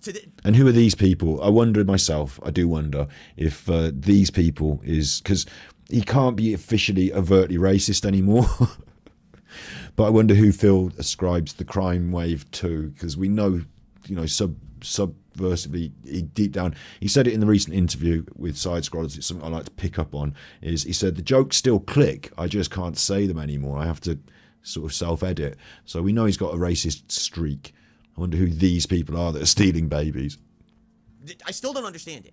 Like, again, maybe the theory of the worker is correct. Maybe the people out here are just kleptos. They've become so used to this, right? That you want to know the worst part about the whole thing? You ready for this? The worst part of the whole thing. You ready for this? Now I'm thinking, he's had two people that work at the supermarket tell him that it's not somebody who works at the supermarket. But they work at the supermarket and they're going to cover for each other. So maybe they hate him because Phil probably is Phil's a creature of routine, isn't he? Meow. So is this one. Are you coming in? Come on then. Come on, Minky. You're meowing. She's a creature of routine as well. Phil's a creature of routine, so I wonder if he goes in that supermarket an awful lot, to be honest. And he, day off in that supermarket errands, and I wonder if they know him. He's been rude to somebody in the past. If he's been in there enough, like, you've got to consider, if Phil's been in that same supermarket enough, then he has been rude to somebody. Like, yourself, you go in your local supermarket enough, you see the same sort of people that work there because they are the people that work there, and you sort of say hi and they recognise you and stuff like that. Like, he's the sort of person that would have pissed people off. So the minute he's abandoned his trolley and gone for a wander, they've said, hey, check this out. And they've run off with his trolley and hid it round the back. He's not going to fucking know. And then he spent 20 minutes walking around crying about theft. And they've said, oh, there's bad thieves, Mr. Bonnell. part about the whole thing was my replacement tire that I bought earlier this year was in the cart. So they stole my replacement tire that I spent all that money on. Now I gotta get another one. Now that's bullshit. See, that's exaggeration. That's hyperbole, okay? But the point I'm making here is how ridiculous of all the things to steal. It still blows my mind someone did that. It does. Like, if you're, again, using logic, if you're going to steal what you need or you want or you think you can get the maximum dollar for. Yeah, don't steal some shopping that nobody's even paid for. I suppose you did say it was packed to the brim and it is time for, like, Thanksgiving. So maybe you packed it to the brim with all the basic Thanksgiving stuff, and somebody that's stealing is going to be less concerned with, did we get the cranberry, and is that just stacked full of all the different, like, Phil probably stacks it full of all sorts of luxury goods. They see it stacked full of luxury goods and think that's a good trolley to nick. Like, we're having turkey this year, baby, and they just rob it. Like, maybe that is legit, but he stole my pumpkin pie, you know. It's not your pumpkin pie. You just went and bought another one. You didn't even pay for the first one. Canned vegetables, some like refrigerated meats, a whole bunch of bottles of drink, like juice and stuff, a whole bunch of that. These, Gin. they stole like 12 of these carbonated waters, right? Like, what the, what were they doing, right? So all that stuff's gone. The store is out all those groceries, right? Which is ridiculous. And I'm out my reusable shopping bags. Now, is it a big deal? No. Is it a So why have you done it as a big segment on your show? Yeah, I gotta reorder my reusable shopping bags, and that sucks. You know, some of them were old. Honestly, like I said, some of them were like pre-pandemic age. So maybe it's okay to get new ones anyway. And in fact, I already have. I went on Amazon last night and I actually found these nice cloth ones because these, I told you, they were like nice cloth ones. Plastic, almost like laminate plastic feeling bags. So the ones I got online are like cloth bags, which are probably going to be very nice and probably even more durable than what I had regardless. Yeah, you're gonna rub that on your face. Right? So it's not a huge loss. It just sucks I have to spend more money to buy more bags, but maybe it was the time to get them anyway, right? So not a big deal. But still, it's just stupid. It's still stealing, right? They stole the bags from me. They stole all those groceries from the store. For what? It's absolutely not guaranteed that happened at all. And that's just the state of life out here.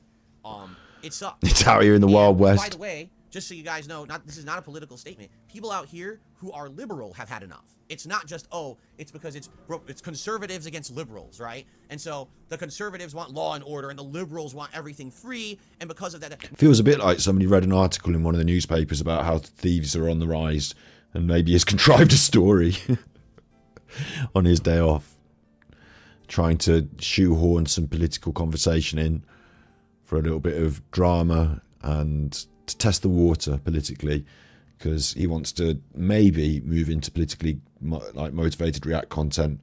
He needs to move into something because things aren't going very well for him at the moment. No, like the liberal people out here are also had enough. Everyone out here has had enough of this shit. We had a government out here that failed everyone ever since. All right, Phil. All right. That was Phil's day off. I mean, it wasn't. He's going to go on about the government for a minute, but...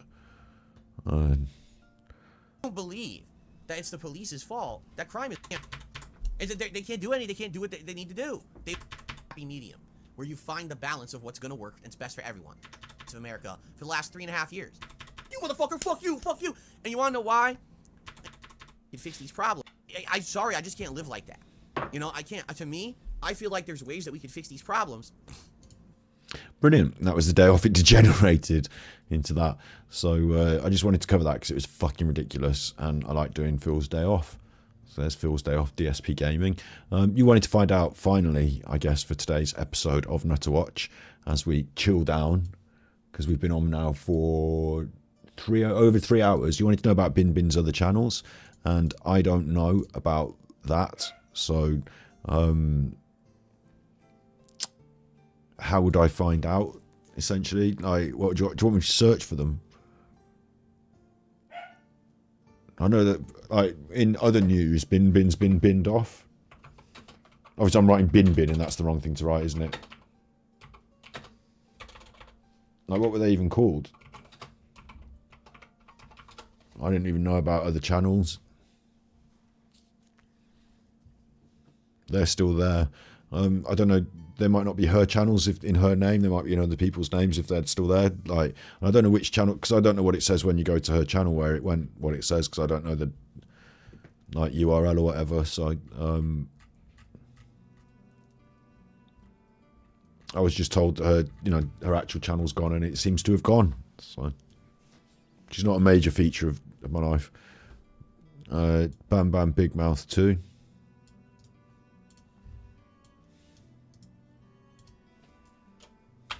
Bam Bam Bigfoot 2.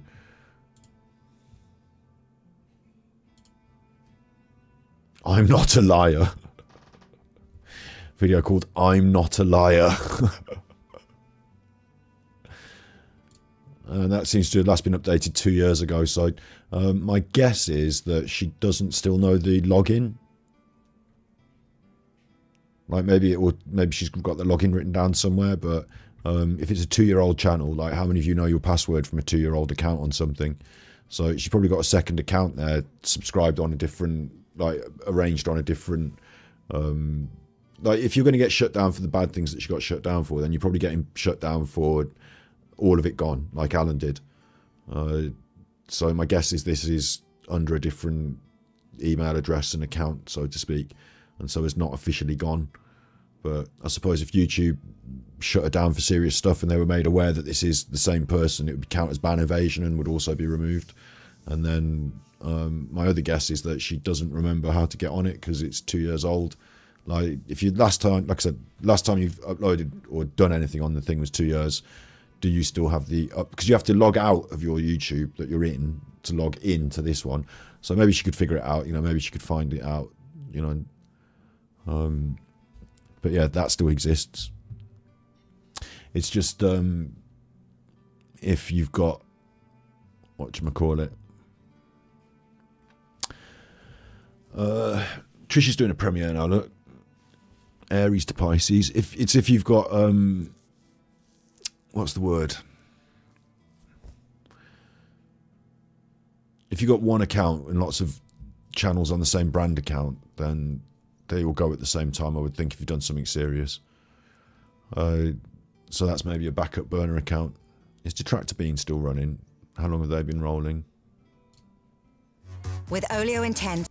I want to dump us into somewhere else. It's good to do this. Started streaming 3 hours ago, so they're maybe going to finish as well soon. It's good to sort of like raid someone else when you go. Got an adverts, just like solid adverts instead though. You've been watching Battery Exhausted. Make sure you say thank you by kicking a like and maybe sharing this if you like it. Thank you very much to everyone who sent me a super chat or a tippy, and thank you very much to all the members. Thank you very much to all the rest of you as well. We'll be back on. I'm going to be back on tomorrow on Twitch, maybe even tonight playing a little bit of Mafia, but tomorrow with a big Genshin Impact-y chill out Sunday, and we're going to be uploading an episode of the Cook Report React to Super Chuffer for you, and I've really got to get my brain on doing some Super Chuffer content next week. So yeah, big thank yous to everyone. Okay, mic drop. Oh wait, I take that back. They'd get popularity again if I went on their show again. Uh-oh. Nope, they're doing just fine in weird ways, okay? Unbelievable. This is crazy, dude. Seriously, if I went on their show a second time, that would be the most attention they would ever get again. Anyway. Not you. I'm him.